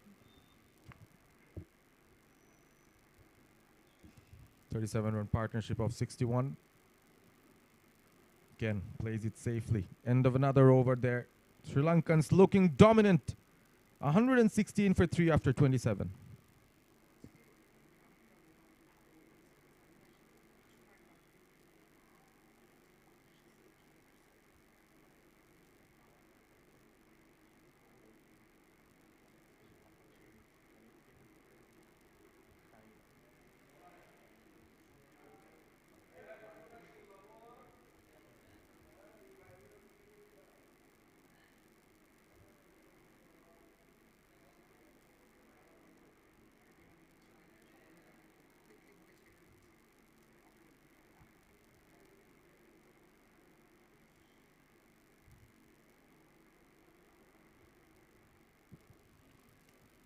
First women's ODI was won by Bangladesh.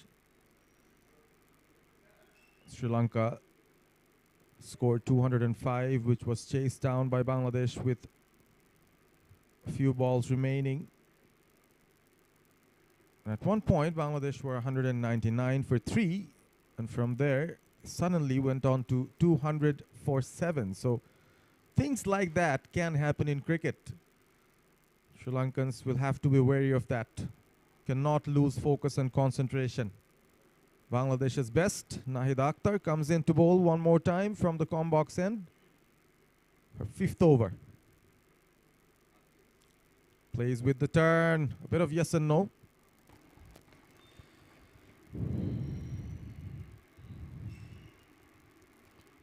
Last year, in this very ground, a series took place between Bangladesh emerging and South Africa emerging, and the gallery was filled with crowd, and the roar was so loud that we were really struggling to commentate. Interestingly, not much of a crowd in this series. Perhaps hit might be one of the reasons. Yes, the heat is hitting hard. Steps out, bit of a risk taken, mid-on in the circle. Certainly the crowd have been hit by the heat, and it's so hot, it's really warm, that even for the pedestrians, it's difficult for them to walk. Again, good use of the feet. Nahida trying her best to reach that. Yes, and I mean, you also need to have certain facilities for the crowd to probably find a shade in this heat. Not a lot of shaded areas within the galleries. So it's really hard in a day game to come and watch, to come and enjoy. The partnership has been enjoyable from Sri Lanka's perspective. 38 of 66. Again, use of the feet. Both the batters are trying it very often. Trying to go inside out, and through this process, the Lankan batters have found significant amount of runs in the first ODI. So again, going with the same ploy. Better from Nahida. Pulls the length back. That's the end of another very tidy over. 117 for 3 after 28.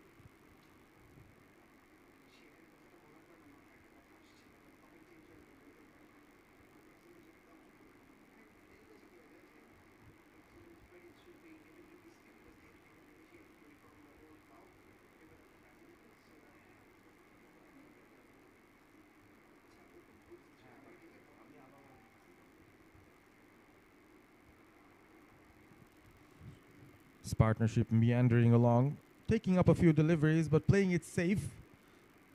And Sultana is up to finish her quota of overs. Her 10th. She's bowled well, 1 for 31.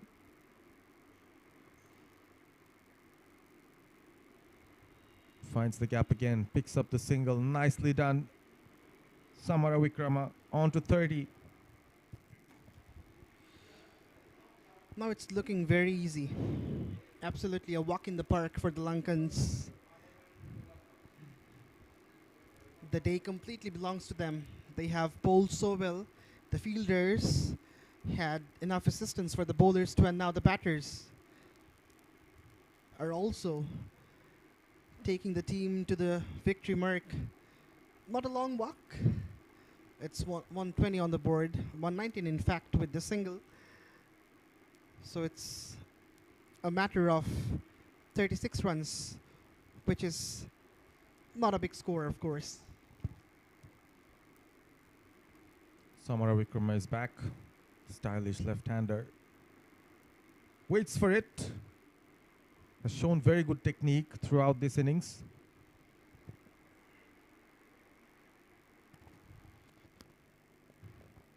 Lankan skipper 𝗂𝗎𝗄𝗃, when she departed, after that, it seemed like Bangladesh will take the charge and will create a lot of pressure on the batters, but the way the batters observed the pressure was superlative. Yes, and something out of the ordinary has to happen for Bangladesh from here on. The way Sri Lanka have been buoyed with confidence after the captain came back into the 11, and she led the way with the ball in hand as well, Chamari, with her off spin, picking up 3 wickets with the bat in hand, an aggressive 40-odd. And the others have responded. Both Hansima and Harshita, they look good. Sultana about to finish her spell. One of the rare overs where we've seen no dot balls whatsoever, all 5 singles. A testament to some smart batting from the both batters. Ken steps out, plays it softly. No chance for a single there. So 5 of the over after 29, 122 for 3.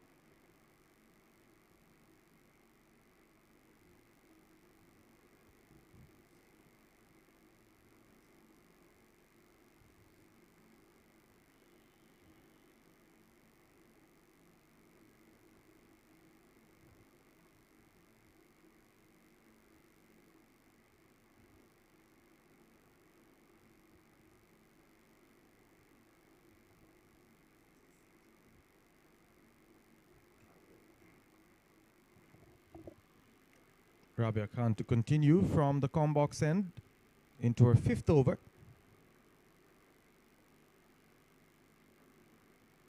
Driven nicely, nobody in the deep. A boundary to kickstart over number 30. Welcome to the middle, Rabia Khan. She has been greeted with a 4. Of course, not the start she was expecting, but that's what she has to take from 𝗿𝗏𝗄 𝗂𝗏𝗂𝗃𝗏. The fielder from long off was inside the ring, thus there was the gap found by the batter, and she obliges. Long on was the fielder. She was at mid-on, now has been pushed back. 47-run partnership. Again, a slight misfield. No lack of effort. Sometimes the execution is found wanting. Rabia Khan really had an off day with the ball. It's very unusual. Still hasn't picked up a wicket. It's conceded over 6 and over from here. Short. Again, through the fielder. Long off has a long chase and gives up. Sloppy, and team has to be penalized.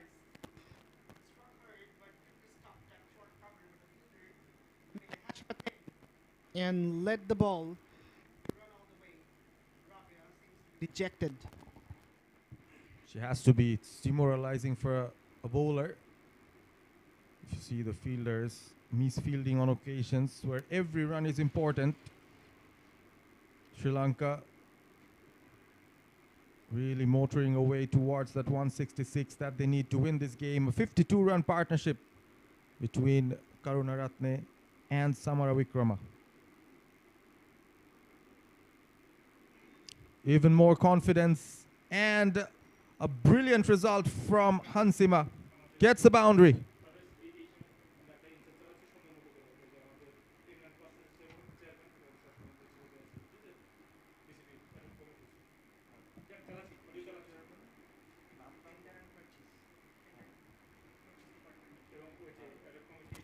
That's down the ground. Rabia gets it away for the third boundary of this over. Struck so nicely and firmly and kept straight down the ground, straight as an arrow. Sri Lanka cruising along very fast to the target they are chasing. Again, backs away. Will just be a single to complete an expensive over.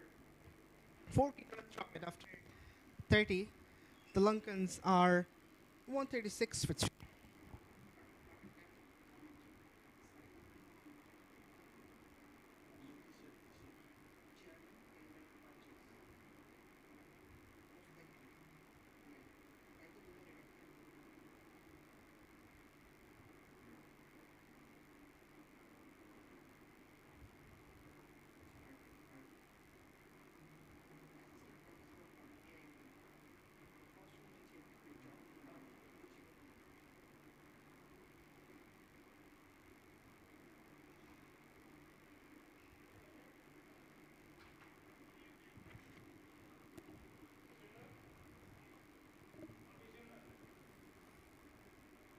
(136 for 3) Sri Lanka women.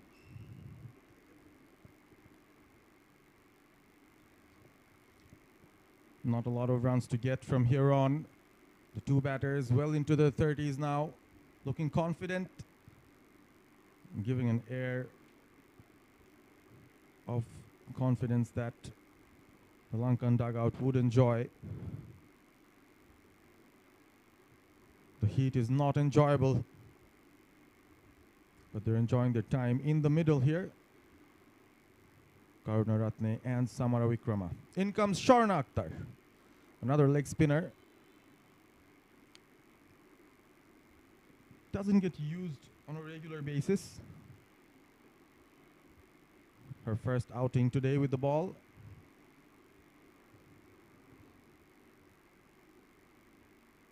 Too much flight and good fielding.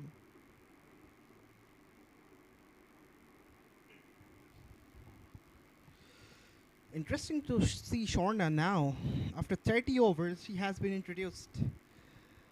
Jyoti hasn't used all the armories that she's got in her arsenal. Driven through the covers. 136 for 3. Current run rate of 4.48.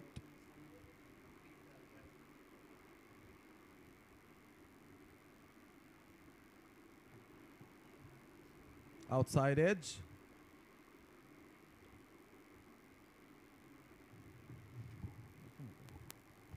That goes to the boundary.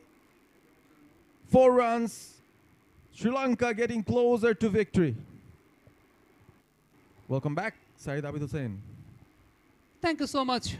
Sri Lanka are very near to fetch a victory over Bangladesh. Honorable Director of Bangladesh Cricket Board, Mr. Syed Ibrahim Ahmed, watching the game closely. Chairman of Securities Committee of Bangladesh Cricket Board, and also Tender and Purchase Committee of Bangladesh Cricket Board has been maintaining a close look to the game. That's been turned and deviated.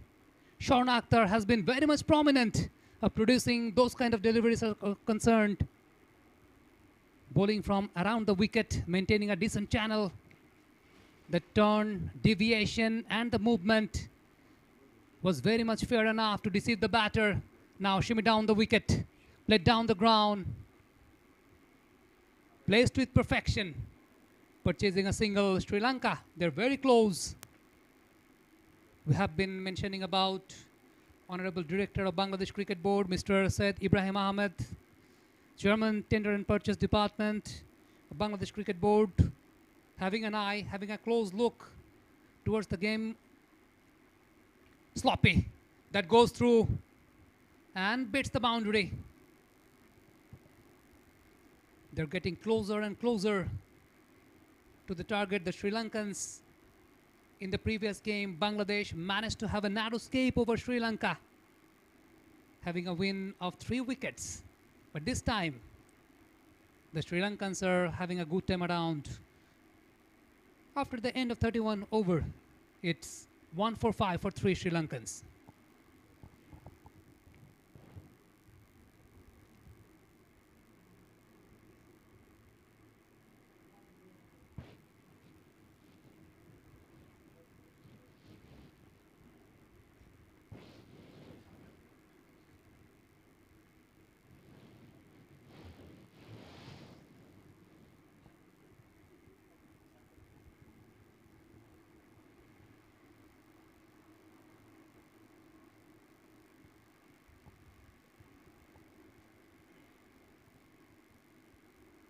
Bangladesh Cricket Board are on a mission to redevelop and reconstruct everything. Right now, 𝗂𝗵𝗃𝗃 has been brought into the attack, tossing it up, going down the leg side, whipping the ball towards mid-wicket for a single. It's 1 for 6 for 3, and by the time, Mr. Alif Tasnim, my fellow commentator, has joined with me in the comm box. Welcome back. It's been a hot, humid, tiring day so far. But from the comm box, cricket seems to be easy. Thank you, Semi, for your warm welcome. And I've been welcomed with a great shot from Harshita Samaravikrama. Played it late and earns a boundary. Brought the luck, Alif. That brings up 150 for Sri Lankans. 𝗂𝗵𝗃𝗃 conceded a boundary. It was just a touch. Just played with the soft hands, waited on that delivery, rocking back onto her back foot, placed with perfection. They have few more runs left to grab up the match.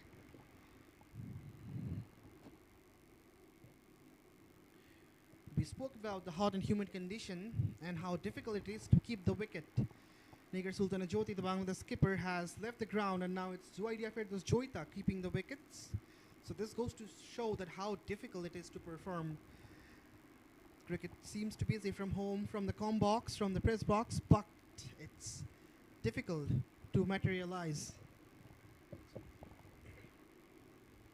Comes down the pitch.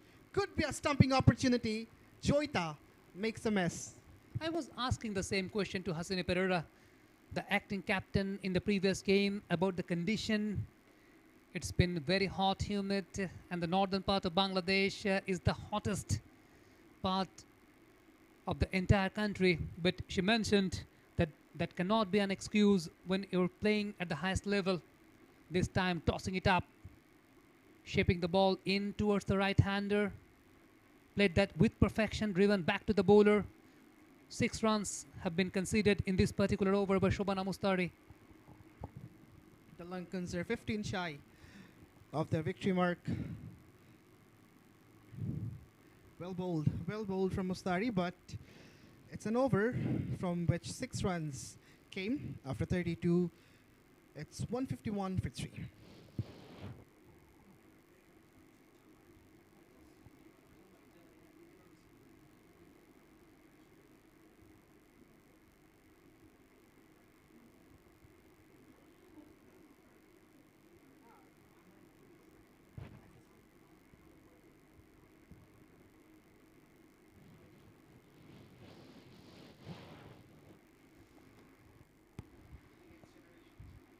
Ⅹ runs required of 108 deliveries. Shorn Akhtar, the leg spinner, coming around the wicket, tossing it up, forcing the batter to come forward, opening the face of the bat, driven back pass to the bowler.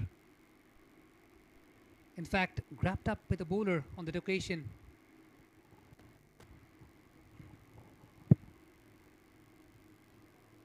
Backs away, slightly dragged the length back, did Shorna, and gets it away for a single. Now Jyoti is not keeping the stumps as we previously mentioned.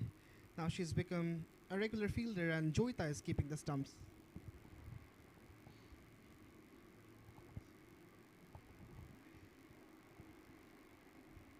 Shorn Akhtar operating from the other end of the comm box.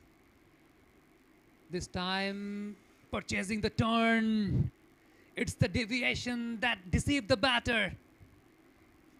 She has a very sharp roll of the wrist as a leg spinner, like a conventional one. Adjusting the grip, making a combination of her fingers and the wrist. That is a perfect example of displaying the leg spin into the middle. This time got the room, rocking back, tried to play towards backward point, well stopped by the fielder, but could not prohibit the batters to purchase the single. They're getting closer, only 13 runs to spare.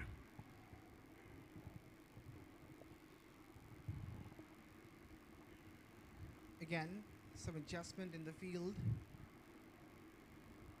The square leg fielder has been pushed back to backwards square leg, and two fielders are patrolling the onside field. Comes down the pitch, does Harshita. Won't get a single. The amount of confidence Shorna Akhtar is getting, she's been used as a part-timer by Captain 𝗍𝗺-𝗂𝗃𝗍, but she has every kind of potential to become a regular leg break bowler and a prominent one for Bangladesh. She has the drift, has the speed, has the height, can purchase ample amount of bounce out of it. Dot ball to finish, only 2 runs from the over. After 33, it's 153 for 3 Sri Lanka.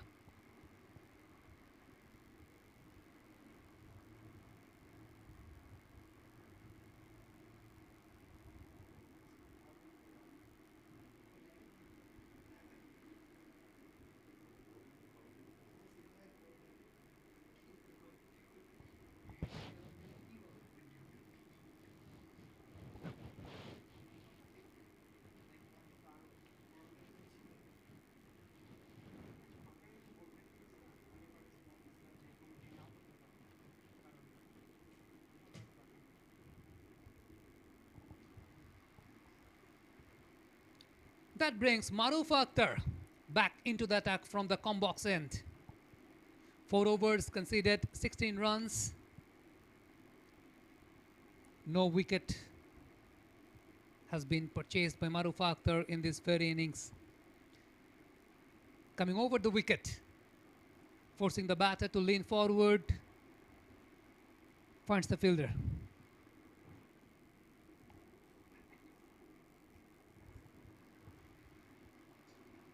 She's been very much prominent of producing those inward movement with the new ball, but whenever you are bowling with the older one, you need to build up some skills.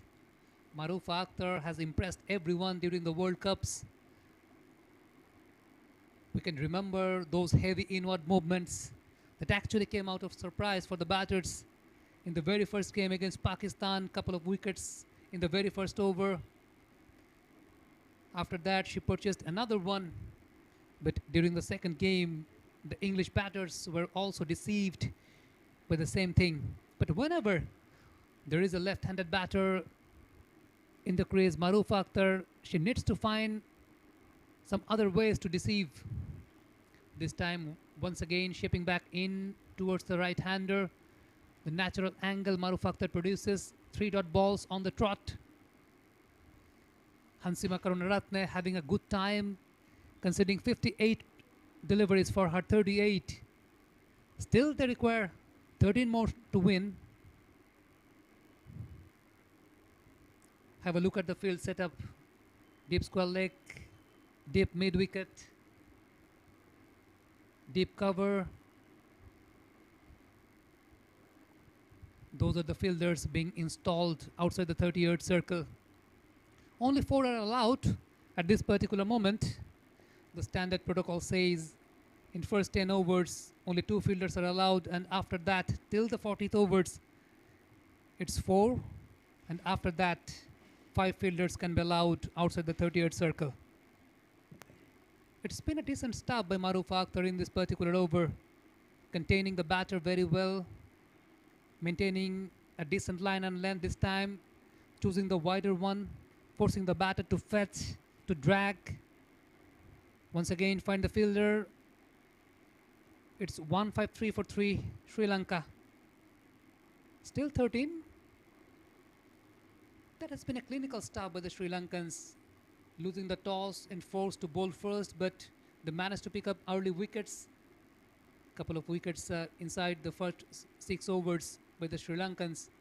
Although the wicket is playing its part as very much friendly as far as the batters are concerned. This time a throw in. The batters had to hurry. Only a single been purchased at the very last delivery. It's 154 for 3. And the official drinks break has been declared.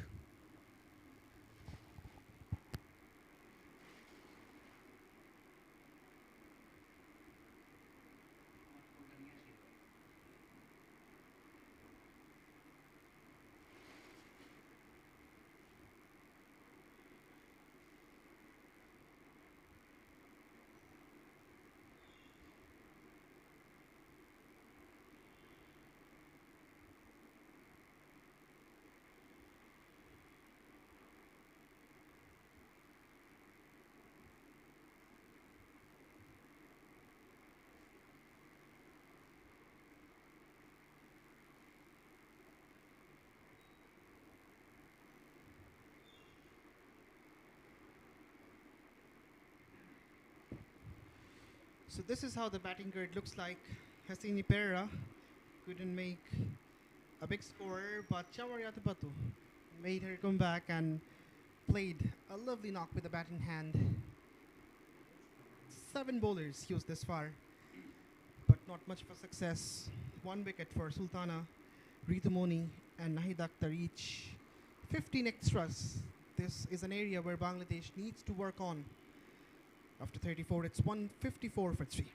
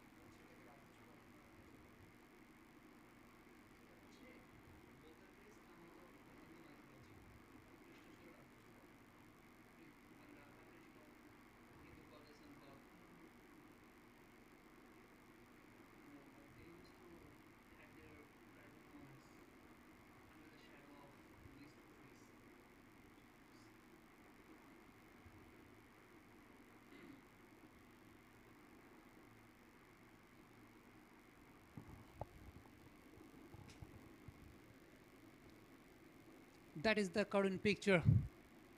The partnership graph says it's 75 in between two fielders, Hansima and Harshita. Hansima batting on 39, conceding 61 deliveries. Harshita batting on 47 of 67. And that brings out Nahid Akhtar once again from the other end of the com box. The left-arm orthodox spinner coming around the wicket for Hansima, the right-hander. There is a long off installed at the boundary along with deep cover, deep mid-wicket, deep square.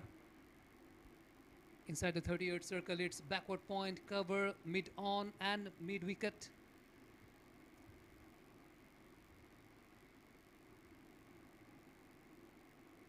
Taking a bit of time. That was the drift in the air, forcing the batter to come forward. Dot ball. Nothing much to do for the Bangladesh bowlers. Only 12 runs to defend, 95 balls to be bowled. Comes down the pitch, uses her feet, and gets a single, does Hansima. I was having a conversation with 𝗬𝗏𝗃𝗃 in the first ODI when she was out of the game, and she mentioned about the difference between the domestic cricket and international cricket at Sri Lanka is very narrow. So all the batters or the bowlers coming into the national side, They became very much matured, playing ample amount of games in the domestic circuit. So that really has been the key feature for the Sri Lankan batters, that they have been very much matured. Even in the previous game, we have seen a couple of big partnerships up front, and they have been very much well judging, anticipating the lengths very well, maintaining the footworks, playing big innings. This time, shimmy down the wicket, opening the face of the bat, placing the ball towards cover, finding the fielder on that occasion. But the point I have been mentioning about that, the difference between the international circuit and the domestic circuit, even the amount of games they play back in Sri Lanka, that really allows them to uplift their standard and upgrade their skills. I have been talking about with Chamari, Bangladesh, who were featured in this particular format 6 months ago at the top level. Even in between, the domestic season has not yet started. I think those are the areas Bangladesh should look forward, because they have the talents. Right now, taking the aerial route and finds the fielder. This time, Nigar Sultanajoti, infield, grabs up the catch. Number 4 goes down. Number 2 for Nahida. Hansima, she has to depart. Finally, a wicket for Bangladesh, but not so timely. And after taking the catch, no signs of celebration from Nigar Sultanajoti or the other fielders. Again, use of the feet came down the pitch, straight into the hands of Nigar Sultanajoti. And she knows that they're still fighting a lost battle. Hansima departs scoring 40. Sri Lanka are 156 for 4. I think that was pre-written on the fate. Nigar Sultanajoti, she will give up wicket keeping and coming in as a general fielder and will grab up a catch. Nahida Akhtar picks up her second. Sri Lanka loses their 4th. It's 156 for 4 Sri Lankans.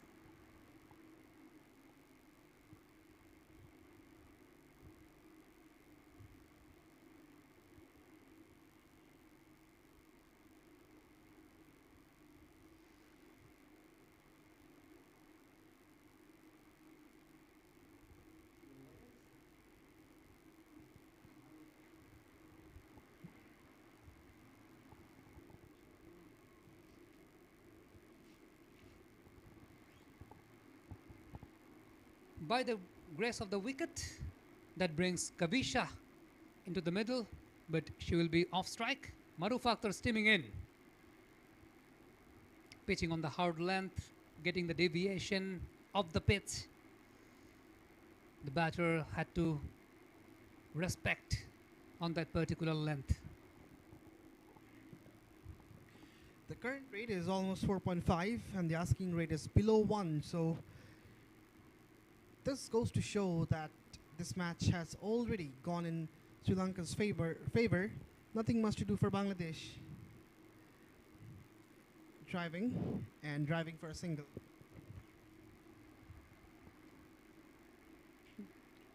That also has been a matter of concern for the Bangladeshi bowlers right now, that they have been trying the defensive length so far. Maruf Akhtar not trying too much for grabbing up a wicket. Kavisha Dihari, right-handed batter, coming in by the grace of a breakthrough by Nahida Akhtar. And she's been bowling, maintaining the decent channel of grabbing up the wickets well. In the previous game, we have seen maintaining the wider line all the time to grab the attention for the batters to take on the bowlers. This time a tad short, not that much deviation of the pitch, but purchasing some low bounce. Defended back to the bowler. Exactly, despite pitching short, the ball didn't rise much, kept a tad bit low. Kavisha, the new batter, tried to be cautious and defended it. So only 9 runs away, the Lankans, from their first victory of this tour.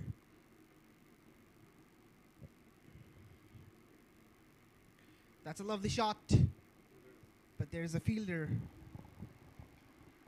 Talking about Maruf Akhtar, she's been the frontline pace bowler, the lone frontline pace bowler for a very long time, on maximum number of occasions, running out of partners.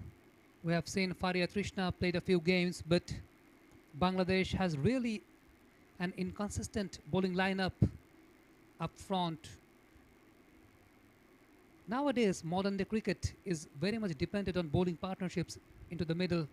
In fact, it has been traditionally now the off-cutters being produced by Maruf Akhtar, maybe some cross-seamers. Definitely she needs to build up her skills on those kind of deliveries, even the knuckles. Modern day cricket has evolved a lot. Nowadays, bowlers apply much more variations that they used to be. Now coming around the wicket, wants to make an angle, nipping back in, just a steer touch, whipping the ball away towards mid-wicket for a single. 7 more required. Overdone after 36. It's 159 for 4. And that's the 50 as well for Harshita Samar Vikrama. 50 from 74 with 7 fours. She's also has taken that responsibility of the whole innings on her shoulder and has taken the team on the verge of victory. Nahida comes back for her 7th. Straight to the fielder. Well done. Nahida Akhtar so far conceding just 16 runs, wrapped up 2 important wickets. That's gone through. Hit onto the stumps. Nahida Akhtar.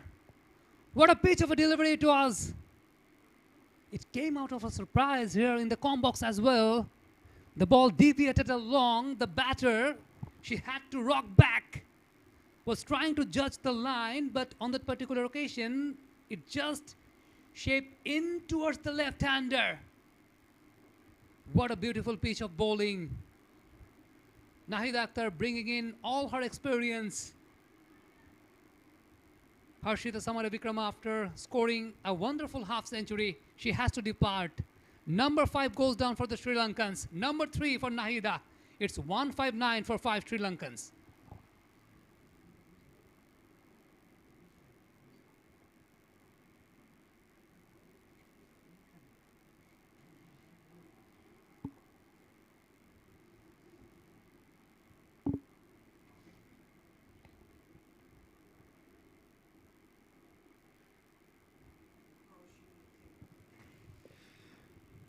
When the new batter comes out, it's Kaushini Nathiangana at number 7.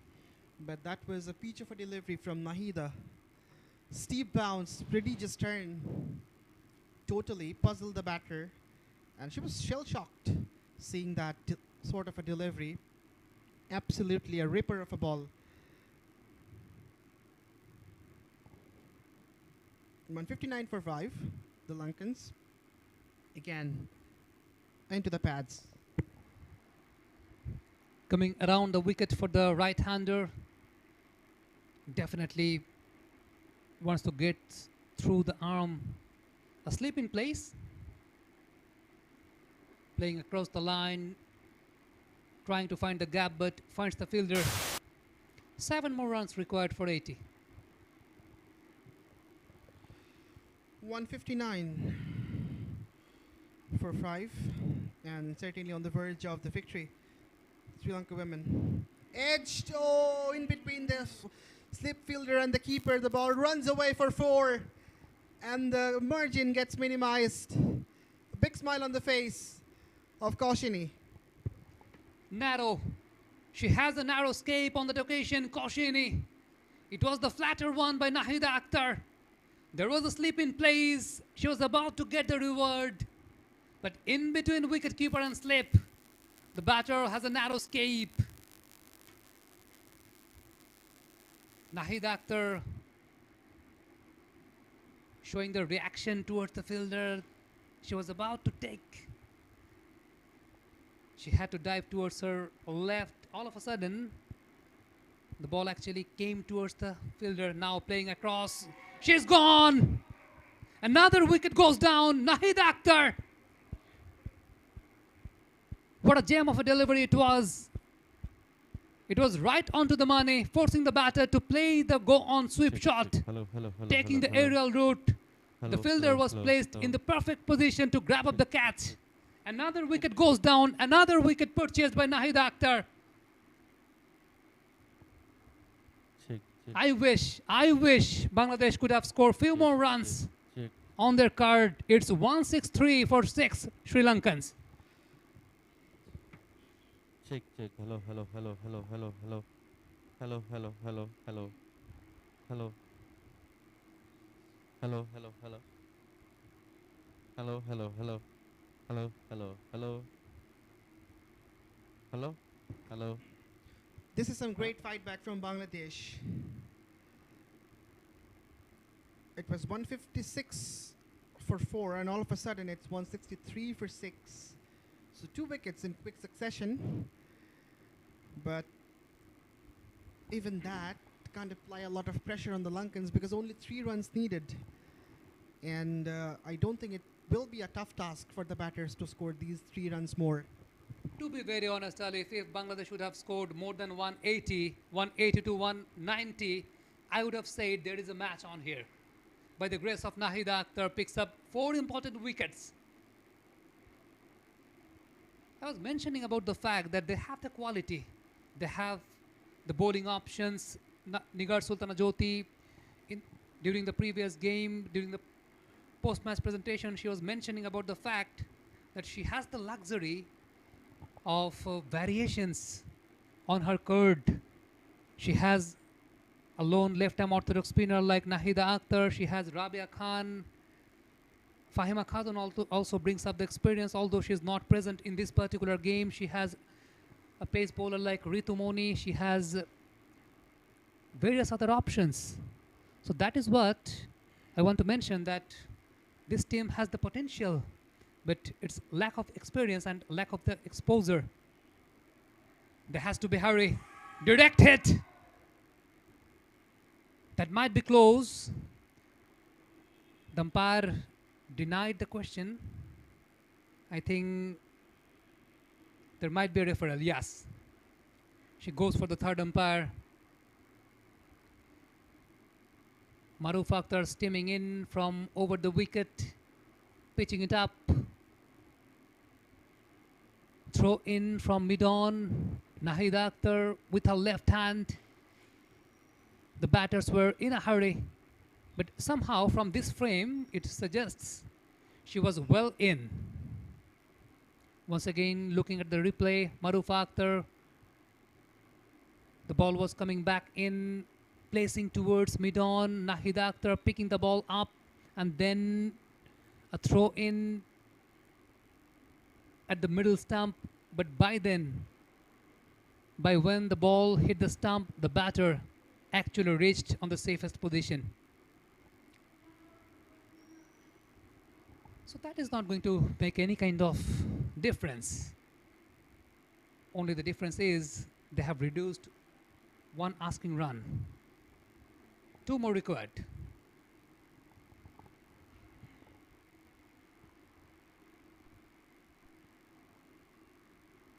Maruf Akhtar did all the hard works,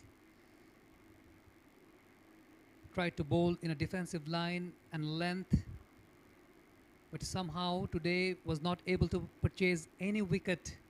This time nipping back in towards the right-hander, her natural angle, natural movement, the inward one. There was a fielder in place at short mid wicket. Has been a prominent staff, Maruf Akhtar, but we have been talking about preserving the energies, because whenever you are bowling under that weather and condition, it's really tough for the pace bowlers to perform according to their potential, especially when you are the lone fast bowler of your team, the only frontliner fast bowler of your team. You have a lot of responsibilities on your shoulder. You need to take care of yourself. The terms of workload management comes in. I think she needs to be well taken care of by the team management.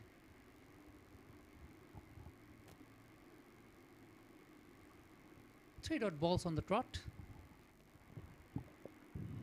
Good bowling from Marufa, but Nothing much to make a difference from this situation, as Sri Lanka have almost done the job. 164 for 6. Only a couple of runs to go to clinch the victory in the second ODI of Sri Lanka Women's Tour of Bangladesh 2026. Driven, a quick single attempted and taken quite easily. So that's the end of another over after 38. It's 165 for 6, and Sri Lanka women need a single only to confirm their victory.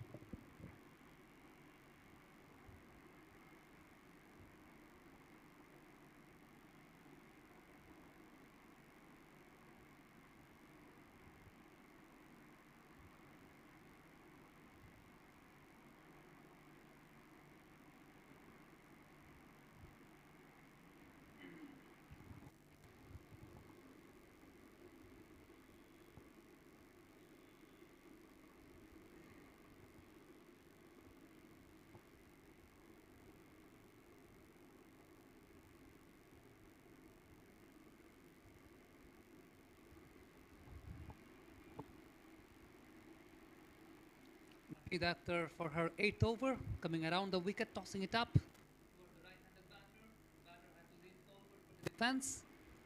Still waiting for the winning stroke. Edged, oh, just past the slip fielder, and that's it. That's the fortunate winning runs for Sri Lanka. They go for the second run as well, but the match was already over when the single was taken. And the victory is confirmed that Sri Lanka go on to beat Bangladesh by 4 wickets and levels the series by 1-1. Definitely. Clinical performance by the Sri Lankans. Losing the toss and forced to bowl first. They managed to pick up early wickets for Bangladesh, and they were able to restrict Bangladesh within 165. And by the grace of some brilliant batting by 𝗂𝗂𝗃𝗂 and Harkong, Sri Lanka has lifted up with perfection, managing a victory over Bangladesh by 4 wickets, ensured the equalizer for this series. In the very first game, Bangladesh were able to have the last laugh, but on this occasion, it's Sri Lanka. Hello. They have managed to have the clinical victory. The handshakes are going around. It's very hot, humid day here at Rajshahi. The divisional stadium wickets has been very much prominent of producing high quality cricket pitches and ample amount of runs. In spite of the history, in spite of the track records, Bangladesh were not able to post a decent total on the board. But at last, by the grace of 𝗃𝗃𝗃𝗃, they were being able to fight back. 𝗃𝗃𝗃𝗃, the left-arm orthodox spinner, the veteran campaigner, managed to pick up 4 important wickets. And among the 4, the big wicket of 𝗂𝗂𝗃𝗃𝗃 was there, and we have seen such a competitive battle between both the two sides. A comeback series for Bangladesh just after the World Cup, not just after, long way after. The last time Bangladesh played an ODI before this particular series, it was back in October 2025, and this is the second time where Bangladesh and Sri Lanka are having a battle for a bilateral series. It was back in 2023, back in Sri Lanka. They had the first one where Sri Lanka had managed to get the clinical victory over Bangladesh, but this time it's been neck on neck by Bangladesh and Sri Lanka. The first game was very much well balanced. Bangladesh really had a narrow escape at the very last end. But in this game, Bangladesh also tried to bring up some competitions at the very later stage by the grace of 𝗃𝗃𝗃𝗃. At last, Sri Lanka women won by 4 wickets. That has been the entire story.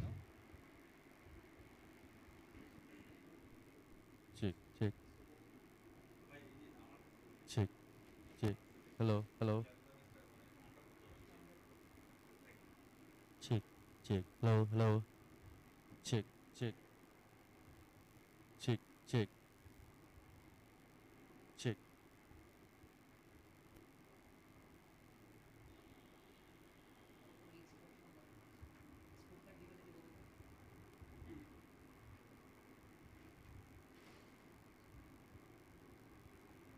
check, check. Hello.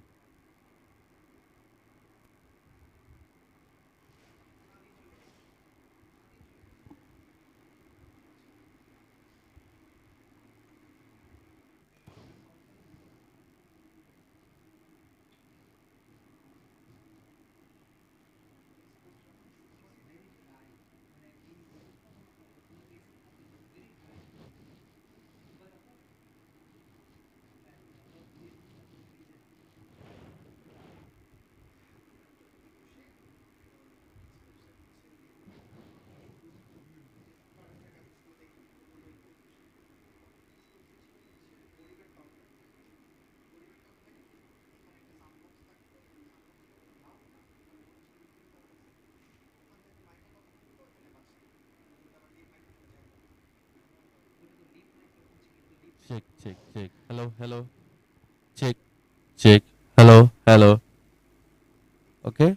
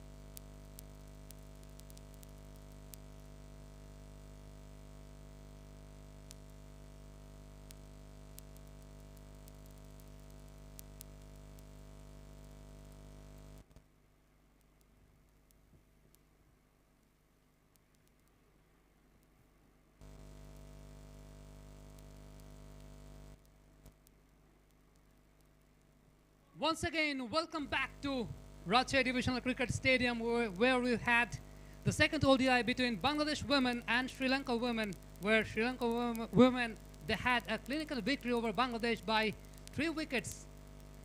Let's go to downstairs for the post-match presentation. What an exciting game here at the 𝗏𝗂 Divisional Cricket Stadium. The second women's ODI between Bangladesh and Sri Lanka have been won by the visitors by 4 wickets. Congratulations to Team Sri Lanka and congratulations to Bangladesh to put up a good fight as well. At the presentation ceremony, we've got Syed Ibrahim Ahmed, Chairman of the Tender and Purchase Department of the Bangladesh Cricket Board Ad Hoc Committee. Welcome, sir. First of all, I'd like to call upon Nigar Sultana, the captain of Bangladesh, to have a little chat.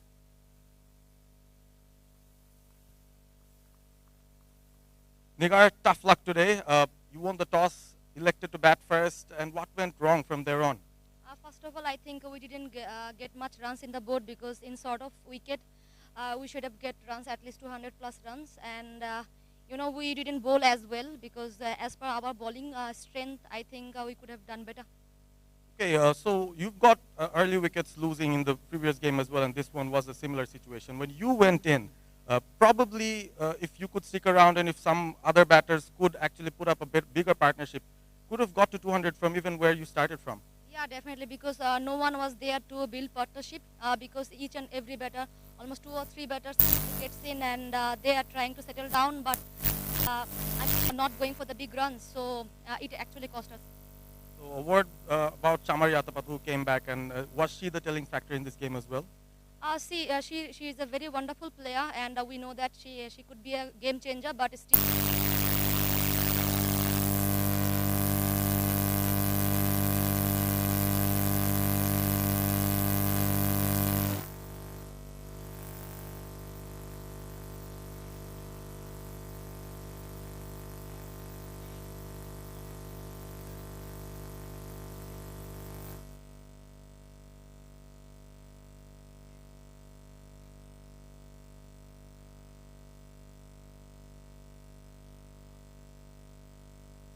Since 3 wickets for 36 and 40 of 39 opening the batting, it's none other than the Sri Lankan skipper, 𝗂𝗏 𝗂𝗃.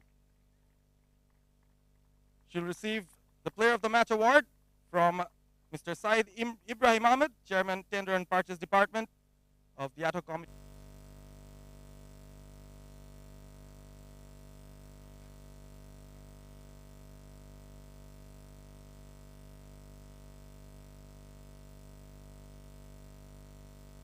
We are not playing our potential, and we lost against Bangladesh. But we're coming back. We know how to play the game in the pressure situation. So actually, the bowlers done really good job today, and the batters as well.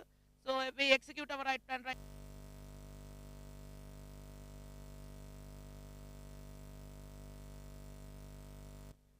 Yeah, but the thing is, our bowlers born really good. That's why we get few early, and the captain Jyoti bat really good through the game. But